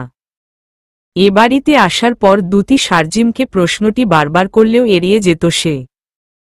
বলতো, একটু ভেতরের দিকে তো বাসাটা, তাই তেমন ভাড়াটিয়া আসতে চায় না। বাড়িটি খোলামেলা হলেও তাদের শোবার ঘরে দুটো জানালা রয়েছে। তবে সেই জানালা খুললে কোনো মানুষের দেখা মেলে না, মেলে পচা পানি। বাড়ির পেছনে এই নোংরা পুকুর নিয়ে প্রশ্ন করলেও শারজিম এড়িয়ে যেত। কখনো বা বিরক্ত হয়ে বলতো, আছে থাক না। এই পুকুর আবার তোমার কি ক্ষতি করল? আজ খুব বলতে ইচ্ছে হয়, কি ক্ষতি করেনি এই পুকুর? অবশ্য ছোট এই পুকুরকে দোষ দিয়ে কি লাভ? যেখানে তার নিজের ক্ষতি সে নিজেই ডেকে এনেছে। বন্দী অবস্থায় প্রথম বেশ কিছুদিন চেষ্টা করেছে দুতি। জানালা খুলে ঘন্টার পর ঘন্টা দাঁড়িয়ে থেকেছে। চিৎকার করেছে, তবে তাতে কোনো লাভ না হওয়ায় ধীরে ধীরে তাও কমিয়ে দিয়েছে। তবে হাল ছাড়েনি সে। ওদিকে নির্জন এই বাড়িতে হাসানের আনাগোনা একসময় বাড়তে থাকল। শারজিমের সাথেই রাতে ফিরত সে বাড়িতে। তারপর দুজনে মিলে দুতির পরনের পোশাক খুলে তার হাত পা বাঁধত, ধূমপান করত। একসময় শারজিম বেরিয়ে যেত। হাসান শুরু করে দিত নিজের কাজ। পুরো রাতে ছটফট করত দুতি। মুখের বাঁধনের কাছে হেরে তার দুচোখ চিৎকার করে উঠত। তবে মায়া হতো না মানুষ রূপী সেই পশুর। ছিঁড়ে ছুঁড়ে খেত সে দুতির শরীর। প্রথম এ খেলা হাসানে সীমাবদ্ধ থাকলেও যতদিন গড়াতে থাকল তত নতুন লোকের আগমন ঘটতে থাকল। শুরু হতে থাকল দুতির শরীরের উপর অমানবিক নির্যাতন। কেউ কেউ মদ এনে দুতির উলঙ্গ শরীরে ঢেলে দিত। তারপর শুরু করে দিত তাদের নতুন খেলা। শরীর ঘিনঘিন করে উঠত দুতির। মনে হতো কেউ তার পুরো শরীর কুচি কুচি করে কেটে তাতে লবণ লাগাচ্ছে। প্রচুর কষ্ট হতো। বুকের ভেতরটা ছারখার হয়ে যেত। দম বন্ধ হয়ে আসত। মাঝে মাঝে নিজেকে নিজের খুন করার ইচ্ছা মাথায় চেপে বসত। তবে সাহসে পেরে উঠত না। সে ভীতু, সে বোকা। 1 বছরের মাঝে দুতি কম চেষ্টা করেনি নরকতুল্য এ বাড়ি থেকে পালিয়ে যাবার, বাবার সঙ্গে যোগাযোগ করবার। তবে শারজিমের কড়া নজরদারির সাথে পেরে উঠত না। সারা দিনভর একঘরে বন্দি করে রেখে রাতে হাত পা বেঁধে ধর্ষণ। শারীরিকভাবে অসুস্থ হয়ে পড়েছিল দুতি। মানসিকভাবে পাগল হয়ে যাচ্ছিল। তবে একদিন সুযোগ এল। রুবাইয়াত হোসেন, মন্ত্রী মহলে বেশ পরিচিত একজন। আগে যাকে টেলিভিশনে অনেক দেখেছে আদর্শের বাণী আওড়াতে। বাবা বলতো, লোকটিকে দেখেছিস? সৎ, নিষ্ঠাবান। সবাইকে প্রচুর সম্মান করে। গরিবদের সাহায্য করে। এমন একটি লোকের হাতেই দেশ যাওয়া দরকার। আজ যদি বাবা জানতে পারত লোকটির মুখোশের আড়ালের কামুক এক সত্তার কথা, তখন কি বলতো বাবা? হাতের দড়িটা খুলে দেবেন? ঘামে আচ্ছন্ন হওয়া কালো মুখটি উঠিয়ে মৃদু হাসলেন রুবাইয়াত হোসেন। ক্লান্ত স্বরে বললেন, খুলব, তবে এক শর্তে। কি শর্ত? আমাকে আদর দিতে হবে। নিজের ইচ্ছেতে বুক উজাড় করে আদর দিতে হবে। এভাবে জোরজবরদস্তি জিনিসটি আমার পছন্দ না। তবে তোমার সঙ্গে এক রাত থাকার পর পাগল হয়ে গিয়েছি আমি। মাথা ঘুরিয়ে রুবাইয়াত হোসেনের ফোনের দিকে নজর দিয়ে নিজের মনকে শান্ত করল দুতি। কিচ্ছু হবে না, একদণ্ড অভিনয় করলে কিচ্ছু হবে না। দিব, নিজের ইচ্ছেতেই দিব। যা চাইবেন তাই দিব। শুধু আমার হাতের বাঁধন খুলে দিন। ঠোঁটে হাসি নিয়ে দুতির হাতের বাঁধন খুললেন রুবাইয়াত হোসেন। তারপর দুতির নগ্ন শরীরের দিকে তাকিয়ে উত্তেজিত গলায় বলল, কামন, শাক মি। হাজারো অস্বস্তি নিয়ে আধাকাচা আধাপাকা চুলের রুবাইয়াত হোসেনের দিকে তাকালো দুতি। খানিকটা এগিয়ে গিয়ে তার কাঁধে হাত রেখে ঠোঁটের দিকে ঠোঁট এগুতেই খপ করে দুতিকে নিজের কোলে তুলে নিল রুবাইয়াত হোসেন। বাবা। কে? আমি দুতি। ফোনের ওপাশ থেকে আলাউদ্দিন খন্দকারের কোনো সাড়া না পেয়ে অঝরে কেঁদে ফেলল দুতি। ও বাবা, কথা বলবে না? একটিবার তুমি তোমার দুতির সাথে কথা বলবে না? গলার স্বর কঠিন হয়ে উঠল আলাউদ্দিন খন্দকারের। তুমি কেন কল করেছ? আমি ভুল করেছি বাবা, আমাকে মাফ করে দাও। আমাকে নিয়ে যাও তুমি বাবা। আর কিছু বলার আছে? ও আমাকে অনেক কষ্ট দেয়, ও আমাকে ধীরে ধীরে মেরে ফেলছে। আমি মরে যাচ্ছি বাবা, ও আমায় মেরে ফেলছে। এখন এসব কেন বলছো? তুমি সেদিন আমাকে ছেড়ে ওকে বাছাই করে নিয়েছিলে, তাহলে আজ কেন এ কথা বলছো? ভাগ্যকে মেনে নিয়ে যেভাবে চলছো চলো বাবা। আলাউদ্দিন খন্দকার কল কেটে দিতেই আবারও সে নাম্বারে কল করল দ্যুতি, তবে ওপাশ থেকে কোনো সাড়া পেল না। নিঃশ্বাস আটকে এল তার। বাবা তাকে ফিরিয়ে দিল? এখন কোথায় যাবে সে? কার কাছে সাহায্য চাইবে? বাবা কেন বুঝল না তার কষ্ট? কেন একবার বোঝার চেষ্টা করল না সে ভালো নেই? হঠাৎ ওয়াশরুমের দরজার শব্দ কানে আসতেই সচকিত হয়ে গেল দ্যুতি। চোখজোড়া মুছে দ্রুত ফোনের নাম্বার ডিলিট করে সে চলে এল বিছানায়। আত্মহত্যা মহাপাপ ও অত্যন্ত ঘৃণ্য কাজ হওয়া সত্ত্বেও অনেকেই জীবনযাপনের কঠিন দুর্দশা ও ব্যর্থতার গ্লানি থেকে পরিত্রাণের জন্য বেছে নেয় আত্মহননের পথ। কম কষ্টে অথবা কম গ্লানি নিয়ে তারা দুনিয়ার জীবনের সমাপ্তি ঘটায় না। তবে কেন আত্মহত্যাকে মহাপাপ বলা হয়? তার সাথে ঘটা সকল ঘটনার পরও কি আত্মহত্যা মহাপাপ? এই কষ্টের জীবনের চেয়ে কি আত্মহত্যা সহজ নয়? পার্থিব জগতে হাজারো স্বপ্ন ভঙ্গের পর এক বুক কষ্ট নিয়ে নিরাসক্ত মানুষই আত্মহত্যা করে, তবে কেন আত্মহত্যা মহাপাপ? হাতে ব্লেড নিয়ে বসে চিন্তায় নিমগ্ন ছিল দ্যুতি। হঠাৎ দরজা খোলার শব্দ পেয়ে তা একপাশে সরিয়ে ফেলল সে। আগ্রহী দৃষ্টিতে দরজার দিকে তাকাতেই ঘরে প্রবেশ করল শারজিম। মুখভর্তি হাসি নিয়ে দ্যুতির দিকে একটি শপিং ব্যাগ এগিয়ে দিয়ে সে বলল, এটা তোমার জন্য। এক পলক সেদিকে তাকিয়েই নজর সরিয়ে নিল দ্যুতি। ব্লেডটি দিয়ে শারজিমের গলায় একটা টান বসিয়ে দিল। এই কি মৃত্যু হবে ওর? মনে আছে তুমি আমায় বলেছিলে লাল পাড়ের তুষারের মতো সাদা শাড়ি পরে তুমি আমার পাশে বসে পুরো ঢাকা ঘুরবে যাবে আজ? বুকের ভেতরটা টিপটিপ করে উঠল দ্যুতির। মনে নেই, তার কিচ্ছুটি মনে নেই। আজ আমার জন্য পরবে শাড়িটা? না, পরবে না। রিকশায় আমার পাশে বসে পুরো ঢাকা ঘুরবে না? না। স্থির গলায় দ্যুতি জবাব দিতেই গলার স্বর ভারী হয়ে এল শারজিমের। তুমি পরবে শাড়িটা, আমি পরব না। Get out of this room now, I said now. নড়ল না শারজিম। উত্তেজিত হয়ে বলল, আমি সভাপতি পদে নির্বাচিত হয়েছি দ্যুতি। আজ থেকে তুমি শুধুই আমার, শুধুই আমার। হ্যাঁ, আমি মানছি আমি খারাপ, জঘন্য, তোমার ভালোবাসা পাবার একদমই যোগ্য নই।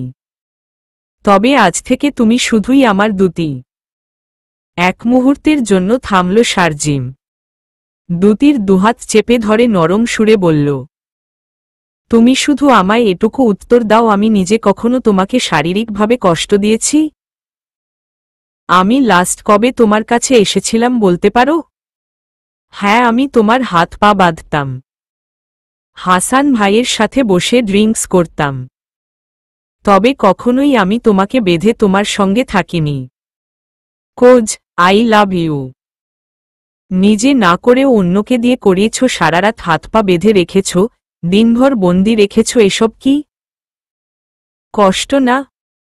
মুখে এলেও কথাগুলো বলল না দ্যুতি। স্থির দৃষ্টিতে তাকিয়ে রইল মেঝের দিকে।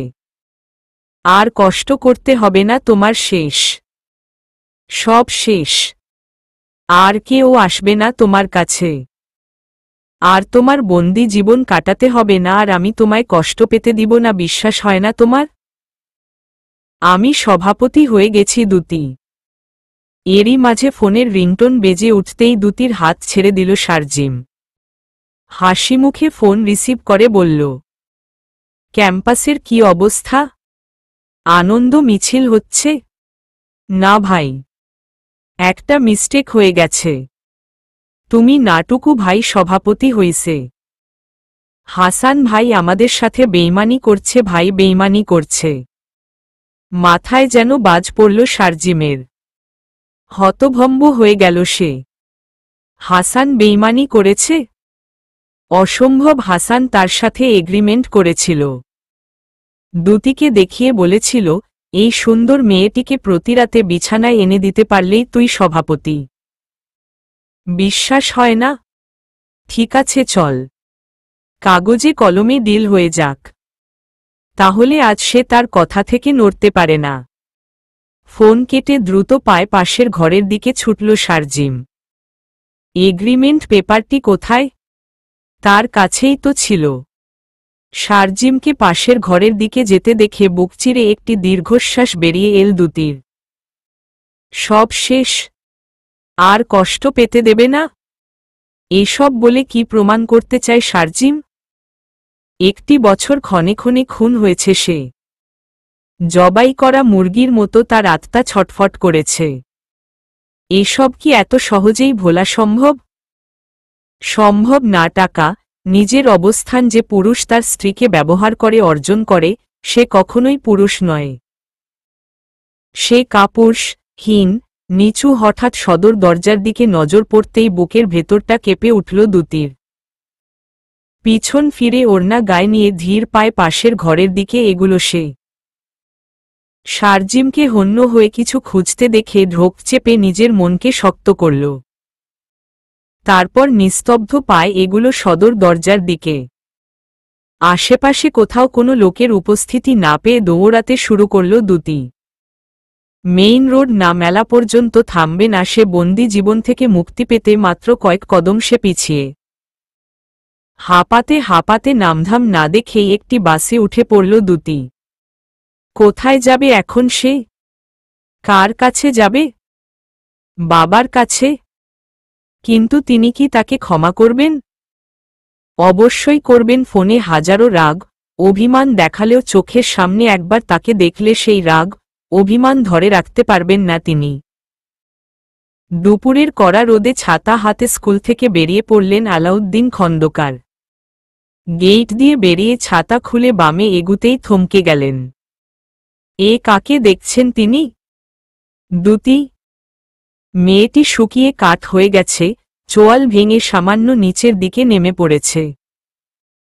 এলোমেলো চুল, চোখের নিচে কালি নিয়ে নিঃশব্দে দাঁড়িয়ে রয়েছে খালের পাড়ে। বাবা, আমাকে মাফ করে দাও। আমি বুঝতে পেরেছি আমি ভুল। ছুটে এসে দুতি কথাটি বলতেই শক্ত হয়ে গেলেন আলাউদ্দিন খন্দকার। তুমি এখানে কেন? আমি ফিরে এসেছি। আমার তোমার সাপোর্ট দরকার বাবা। ও আমাকে। ফুপিয়ে কেঁদে উঠল দুতি। কিভাবে বলবে সে বাবাকে তার যন্ত্রণার কথা? বাবা আবার তাকে নোংরা মেয়ে ভাববে না তো? লজ্জায় মাথা নিচু হয়ে এল তার। আমি তোমাকে কোনো সাহায্য করতে পারবো না। এমনিতেই কম বেজ্জতি হতে হয়নি পাড়ায় তোমাকে নিয়ে। আর হতে চাই না। আমায় মাফ করে দাও বাবা। তুমি আমায় মাফ করো।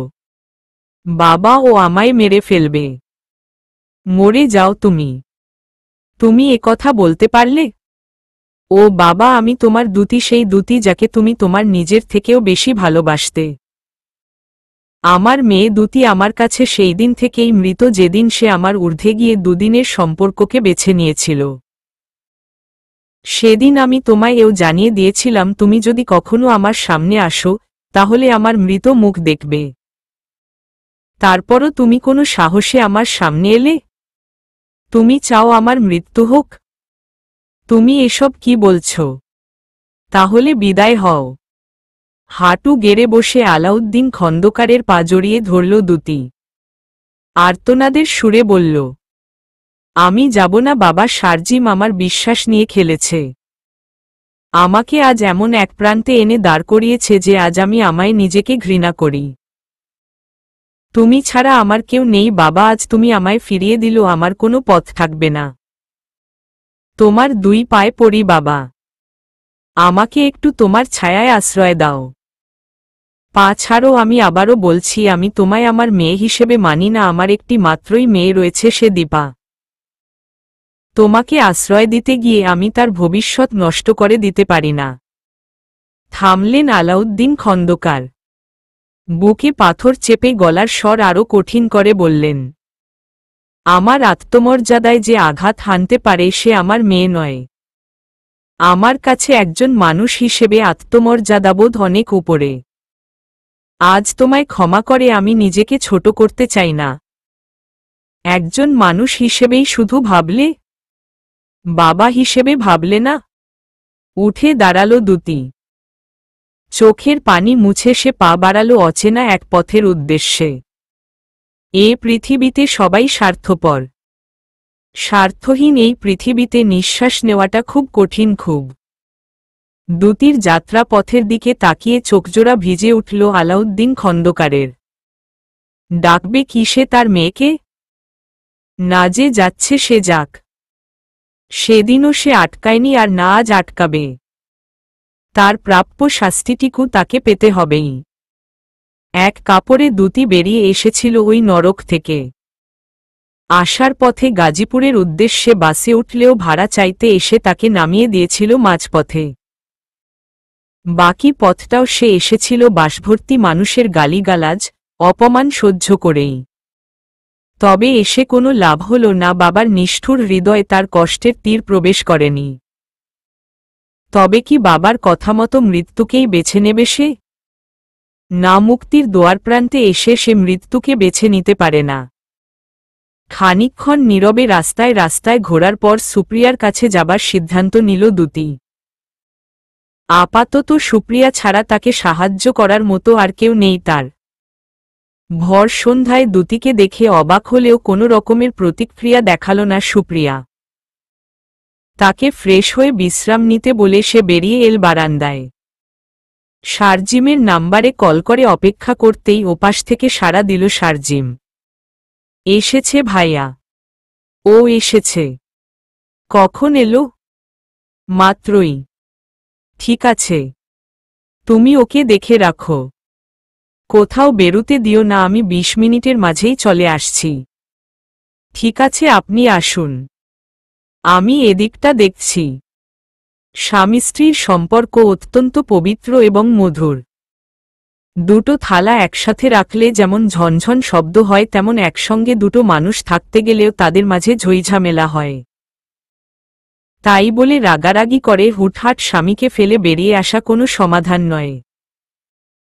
শারজিমের মতো একজন স্বামী যে কিনা দ্যুতিকে ভালো রাখতে রাজার প্রাসাদ ছেড়ে ছোট্ট একটি ম্যাচে উঠেছে। জীবন কাটাচ্ছে কঠিন পরিশ্রম করে। ওদিকে দ্যুতির সমস্যার কথা ভেবে তাকে রেখেছে সিলেটে, তার ছোট খালার বাসায়।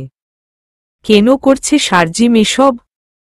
শুধুমাত্র দ্যুতির সঙ্গে একটি সুন্দর ভবিষ্যতের আশায় নয় কি? দীর্ঘশ্বাস ছাড়ল সুপ্রিয়া।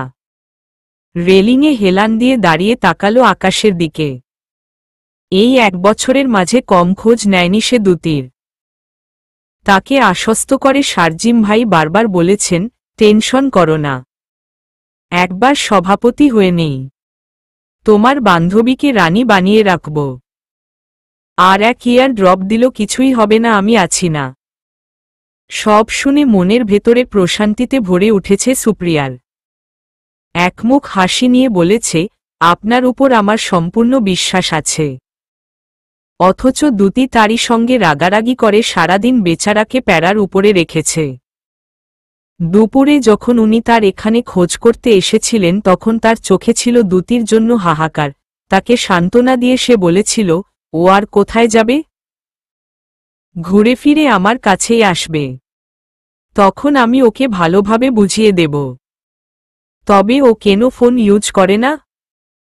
আগের মতো এবারও প্রশ্ন এড়িয়ে গিয়েছিল শারজিম। তবে আজ ভালোই হল, প্রশ্নটির উত্তর দ্যুতির কাছ থেকেই জেনে নেওয়া যাবে। আগের ফোনটা নষ্ট হবার পর আর ফোন কিনিসনি কেন? জানিস কত মিস করেছি আমি তোকে? স্বস্তির নিঃশ্বাস ফেলে রুমে ঢুকল সুপ্রিয়া। তবে বেড খালি দেখে কপাল কোঁচকাল।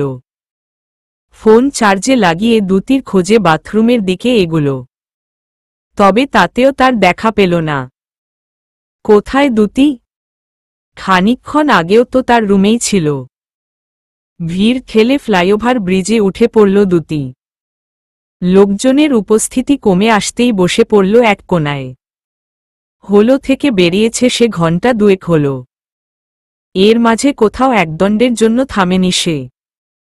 নতুন উদ্যমে হেঁটে বেরিয়েছে রাস্তার পর রাস্তা। পৃথিবীতে আপনজন বলতে কিছু নেই, ঘনিষ্ঠতা বলতে কিছু নেই, মূলত সম্পর্ক বলতে কিছুই নেই এই পৃথিবীর বুকে। তবুও মানুষ কেন একজনের সাথে উঠাবসা বা বসবাসকালে তার সঙ্গে জড়িয়ে যায়? অদৃশ্য এক বাঁধনে বেঁধে ফেলে নিজেকে। খানিকক্ষণ নীরবে বসে থাকার পর ফ্লাইওভার ব্রিজ থেকে নেমে একটি গলি ধরে সামনে এগুলো দ্রুতি। বুকের ভেতরে গভীর যন্ত্রণা হচ্ছে তার। আপনজনের কাছ থেকে পাওয়া কষ্ট মাথা চাড়া দিয়ে উঠছে। সুপ্রিয়া, বাবা সবাই স্বার্থপর।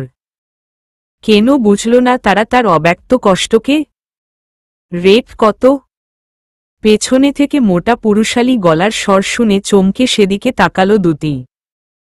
মোটাসোটা, ভুঁড়িওয়ালা, দাড়িগোঁফওয়ালা একজন লোককে দেখে আতঙ্কে গলা শুকিয়ে এল তার। কিছু বললেন? লোকটি আদ্যপান্ত দেখল দ্যুতিকে। Rate rate? কিসের রেট? ভারী দুষ্ট মেয়ে তো তুমি। মুখ দিয়ে তোমার বলাতেই হবে? চারিপাশে চোখ বুলিয়ে আশেপাশে কাউকে না দেখতে পেয়ে ঢোক চেপে দ্যুতি বলল, আপনি ভুল বুঝছেন। আবারও রসিকতা? বেশ ওদিকটায় এসো। না, আমি কোথাও যাব না। পিছন ফিরে সোজা হেঁটে চলতেই লোকটি পিছু নিল দ্যুতির।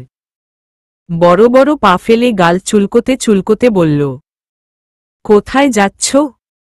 রেট বাড়িয়ে দেব। এই মেয়ে হ্যালো দুলাল। আরে মতিনের দোকানের কাছে আয়। দারুণ একটা মাল পেয়েছি। রেট বাড়াই দিল। জীবন্তকালেই তুই হুড়পড়ির সাথে একটা রাত পেয়ে যাবি। হ্যাঁ সাইজ? আরে ব্যাটা, পুরো পেপে। লোকটির কথা কানে পৌঁছাতেই দৌড়াতে শুরু করল দ্যুতি। নারী মানেই কি দেহের নিচে ফেলে পুরুষদের আনন্দ খোঁজা? এ কোনো দুনিয়ায় বাস করছে সে? লোকটিকে আর আশেপাশে কোথাও নজরে আসছে না? হারিয়ে ফেলেছে কি লোকটি তাকে? নাকি তার আশেপাশেই কোথাও রয়েছে আড়ি পেতে? বুকের ভেতরে চলা ধুকপুকানি নিয়ে থেমে পড়ল দ্যুতি। লম্বা কিছু নিঃশ্বাস ফেলে হেঁটে এগুলো সম্মুখে। এতদিন বন্দি ঘরে বসেও রাত কাটাতে হয়েছে পুরুষদের আচরের ভয়, আর আজ খোলা আকাশের নিচে এসেও একই ভয় কাজ করছে তার মনে। কোথায় যাবে সে?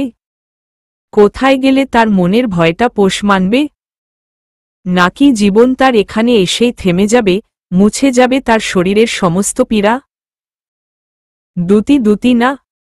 অস্পষ্ট সুরে নিজের নাম শুনতাই সচকিত হয়ে গেল দ্যুতি। পিছন ফিরে এক ছায়ামূর্তিকে দ্রুত পায়ে তার দিকে এগিয়ে আসতে দেখেই হাঁটার বেগ বাড়িয়ে দিল সে। দাঁড়াও দ্যুতি। দ্যুতি, কোথায় যাচ্ছ? দৌড়ে এসে একজোড়া হাত দ্যুতিকে ধরে ফেলতেই আতঙ্কে চোখমুখ নীল হয়ে এল তার। তবে ঘাড় ঘুরিয়ে সার্জিমকে দেখামাত্রই তার এই আতঙ্ক বেড়ে রূপ নিল ক্রোধে। কি হচ্ছে কি? আমার হাত ছাড়ো। আমি কখন থেকে তোমায় ডাকছিলাম, দাঁড়াচ্ছিলে না কেন? কেন দাঁড়াবো? পালিয়েছিলাম কি তোমার হাতে ধরা দেবার জন্য? হাত ছাড়ো বলছি, নয়তো আমি লোক ডাকব। হতভম্ব হয়ে গেল সার্জিম। তবে দ্যুতির হাত ছাড়ল না সে, বরং তা আরও জোরে চেপে ধরে বলল, আমি তোমায় কথা দিয়েছি আমি আর তোমায় কষ্ট দেব না, তারপরও তুমি কেন আমাকে রেখে এভাবে চলে এলে? সে কথার জবাব না দিয়ে দ্যুতি বলল, আমার হাত ছাড়ো। ছাড়ব না। চলো বাসায় চলো। তুমি আমার হাত ছাড়বে না? না, এটা কিন্তু তোমার বাসা নয়, আমি কিন্তু লোক ডাকব। ডাকো, তবে আমার সাথে তোমার বাসায় ফিরতেই হবে। চেঁচিয়ে উঠল দ্যুতি। আমি বাসায় যাব না, হাত ছাড়ো বলছি। গলার স্বর উঁচু করল শারজিমও। কঠিন গলায় সে বলল, তুমি বাসায় যাবে? যাবে মানে যাবে? আমি যাব না। যাবে না? ওকে, এত রাতে তুমি কোথায় থাকবে এটা আমায় বলো। এভাবেই রাস্তায় ঘুরে ঘুরে বেড়াবে? দরকার পড়লে তাই থাকব। এর পরিণাম সম্পর্কে জেনে বলছো তো? বেশ্যার কাতারে নাম না লেখালে চলে না তোমার? আজ থেকে আমি বেশ্যায় 1 বছর যাবৎ নিজেকে বাঁচাতে প্রতিনিয়ত লড়েছি, আমার শরীরের প্রতিটি অঙ্গ দিয়ে প্রতিবাদ জানিয়েছি। আজ থেকে না হয় নিজের ইচ্ছেতেই শরীর সমর্পণ করব রাস্তার কিছু ক্ষুধার্ত কুকুরের কাছে। তাচ্ছিল্যের সুরে জবাব দিতেই দুতির গালে চর বসিয়ে দিল শারজিম।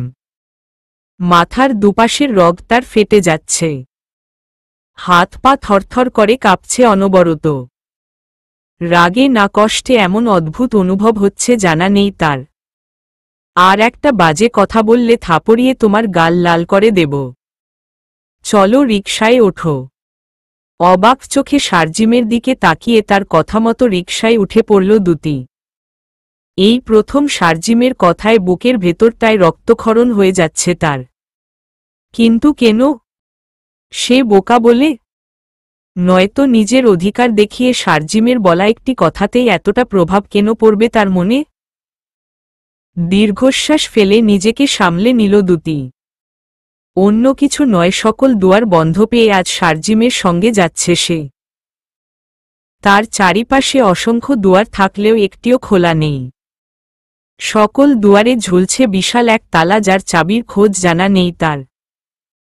আপনজন, বন্ধু যখন মুখ ফিরিয়ে নিয়েছিল তখন সে নিজেকে নিজের জন্য তৈরি করে লড়তে চেয়েছিল। নতুন উদ্যমে এলোমেলো পথের দিকে ছুটতে চেয়েছিল। তবে সেই পথ প্রতারণার খাতায় নাম লিখিয়ে নিল সেও। কেননা শূন্য হাতে একা একটি মেয়ে চাইলেও পেরুতে পারে না দীর্ঘপথ। মেয়ে হয়ে জন্মানোই পাপ কিনা কে জানে। ঘড়ির কাঁটায় রাত 2টা বেজে 20 মিনিট। সারাদিনের ধকল শেষে গোসল সেরে বিছানায় বসল দুতি। তার ঘরের দরজা খোলা, অন্য দিনগুলোর মতো আজ তাকে বন্দি করে রাখেনি শারজিম। কিন্তু কেন? তবে কি শারজিমও জেনে গেছে তার সকল বন্ধ দুয়ারের কথা? বুক চিরে একটি দীর্ঘশ্বাস বেরিয়ে এল দুতির। উঠে দাঁড়াল সে বিছানা ছেড়ে। কয়েক কদম এগিয়ে ড্রয়িং রুমের দিকে আসতেই শুনতে পেল হাসানের গলার আওয়াজ। তুই আমাকে ঢুকতে দিবি না? না। তোর বউয়ের শরীরের কোথায় কোনো দাগ আছে না আছে সব কিন্তু জানা আছে আমার। তোর বউ কিসে আনন্দ পায় আর কিসে কষ্ট তাও জানা আছে আমার। তুমি আমার ধৈর্যের পরীক্ষা নিয়ে ভুল করছো। আমার মাথা বিগড়ে গেলে আমার 2 দণ্ড লাগবে না তোমার থোবরা বদলে দিতে। আমার থোবরা বদলে দিবি? দেখি মার, দেখতে চাই কত সাহস তোর। সাহস দেখতে চাও? এই দেখো, এই দেখো। হাসানের গালে পর পর কিছু থাপ্পড় পড়তেই সিঁড়ি বেয়ে গড়িয়ে পড়ল হাসান।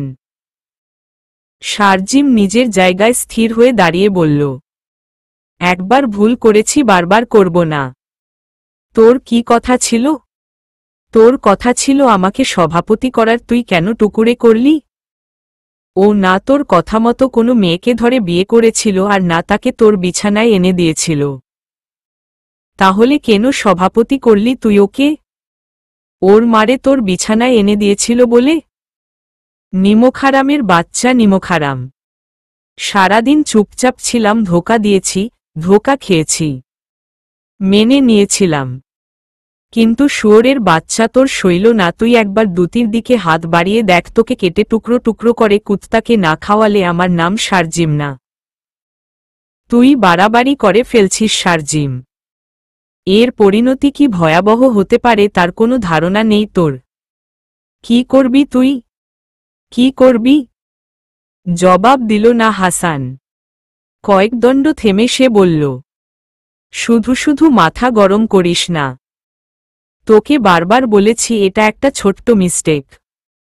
মাসখানেক যেতে দে, টুকুর জায়গায় তুই থাকবি। চল ভেতরে চল, আমি তোকে বুঝিয়ে বলছি। Get out. তুই কিন্তু ভুলে যাচ্ছি আমি একা নই, তোর বউ একাধিক লোকের বেড পার্টনার। ফাক দোস ব্ল্যাডি পিপলস। কথাবার্তার এই পর্যায়ে এসে দ্যুতি চলে এল নিজের ঘরে। বুকের ভেতরটায় পুড়ছে, তার পুড়ে ছারখার হয়ে যাচ্ছে। তারপরও তার চারিপাশে ঘটা সকল ঘটনা সহজ স্বাভাবিক লাগছে। কারণ কি তার আশেপাশে আপন বলতে কেউ নেই বলে? মাথায় হাত রেখে সান্ত্বনা দেয়ার মতোও কেউ নেই বলে? সন্ধ্যায় বাসায় ফিরে ঘরে ঢুকে দ্যুতিকে না পেয়ে হতাশ হল ইশতিয়াক। দ্যুতি তাহলে ফেরেইনি, তবে যে বলেছিল সে ফিরবে। গভীর একটি নিঃশ্বাস ফেলে বিছানায় বসতেই দ্যুতির ভ্যানিটি ব্যাগ নজরে এল তার। সাথে সাথেই চোখমুখে ফুটল হাসির ঝলক। দ্রুত শার্ট প্যান্ট ছেড়ে 2 কাপ চা নিয়ে এসে এল ব্যালকনিতে। আকাশপানে নীরবে তাকিয়ে থাকা দ্যুতির পাশে বসে ধোয়া ওঠা চায়ের কাপ তার দিকে বাড়িয়ে ধরে বলল, চা। Thank you. চমকালে না যে? চমকানো উচিত ছিল? না, তবে।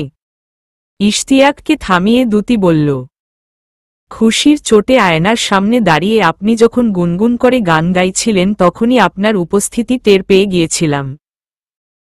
তাই? তা কেমন গাইলাম আমি? জঘন্য। মুখ ছোট করে ফেলল ইশতিয়াক। সত্যিই কি তার গলা এতটা জঘন্য? যদিও বা হয়, তবে কি তার মন রাখতে মিথ্যা বলতে পারত না দ্যুতি? আপনি বেশ কদিন হলো আমায় তুমি করে সম্বোধন করছেন, এর পেছনের কারণটা কি? খানিকটা ভরকে গেল ইশতিয়াক। সত্যিই সে কয়দিন যাবৎ দ্যুতিকে তুমি করে সম্বোধন করছে। তবে এর পেছনের তেমন কোনো যুক্তি নেই, না আছে কোনো কারণ। নিজের অজান্তেই কখন আপনি থেকে তুমিতে নেমে এসেছে সেটিও বেশ অপরিষ্কার। আমরা যখন একজন অপরজনের সাথে অনেক ঘনিষ্ঠ হয়ে পড়ি তখন আমরা আপনি থেমে তুমিতে নেমে আসি, তবে আপনার এবং আমার ক্ষেত্রে সেই ঘনিষ্ঠতাও এখনো আসেনি। তবে কি আপনি আমার উপর নিজের কর্তৃত্ব ফলাতে চাইছেন? সহজ গলায় ইশতিয়াক বলল, না, আমি কখনো কোনো কাজ ভেবে করি না। আপনি থেকে তুমিতে স্থানান্তরও এর মাঝেই একটি। ভেবে কেন করেন না? নিজেকে সুপার হিরো ভাবেন? না, তবে মাঝে মাঝে হতে ইচ্ছে করে। তার মানে আপনি আপনার জীবনে সন্তুষ্ট নন। লোভী মনোভাব কখনোই একজন মানুষকে ভালো জায়গায় নিয়ে যেতে পারে না। এমন তো নয় আপনি আমাকে কাজে লাগিয়ে আপনার সুপার হিরো হবার স্বপ্ন বাস্তবে রূপান্তরিত করতে চান। কপাল কোঁচকাল ইশতিয়াক। তোমায় কাজে লাগিয়ে? সেটা কিভাবে? প্রথম দিন থেকেই আপনার নজর আমার শরীরের দিকে। একবার শরীর ছিঁড়েখুঁড়ে খেয়ে তারপর এঁঠো করে তা বিলিয়ে। ওসব থাক, এবারে আমরা চাতে মনোনিবেশ করি। ঠান্ডা হয়ে যাচ্ছে। চায়ে ঠোঁট ডোবালো দ্যুতি। কয়েকবার তাতে চুমুক দিয়ে ইশতিয়াকের দিকে তাকিয়ে বলল, আপনি রাগেন না কেন? আমার কথার উত্তরে ঝাঝালো উত্তর দিতে ইচ্ছে হয় না আপনার? জানি না, তবে আমার মনে হয় তাতে সমাধান নয়, ঝামেলা সৃষ্টি হয়। আর আত্মসম্মান? তাতে আঘাত লাগে না? মৃদু হাসল ইশতিয়াক। পোলাইটলি আমাদের রিলেশনকে হ্যান্ডেল করা কখনোই আত্মসম্মানে আঘাত আনতে পারে না। আরেক কাপ চা খাবে? চলবে।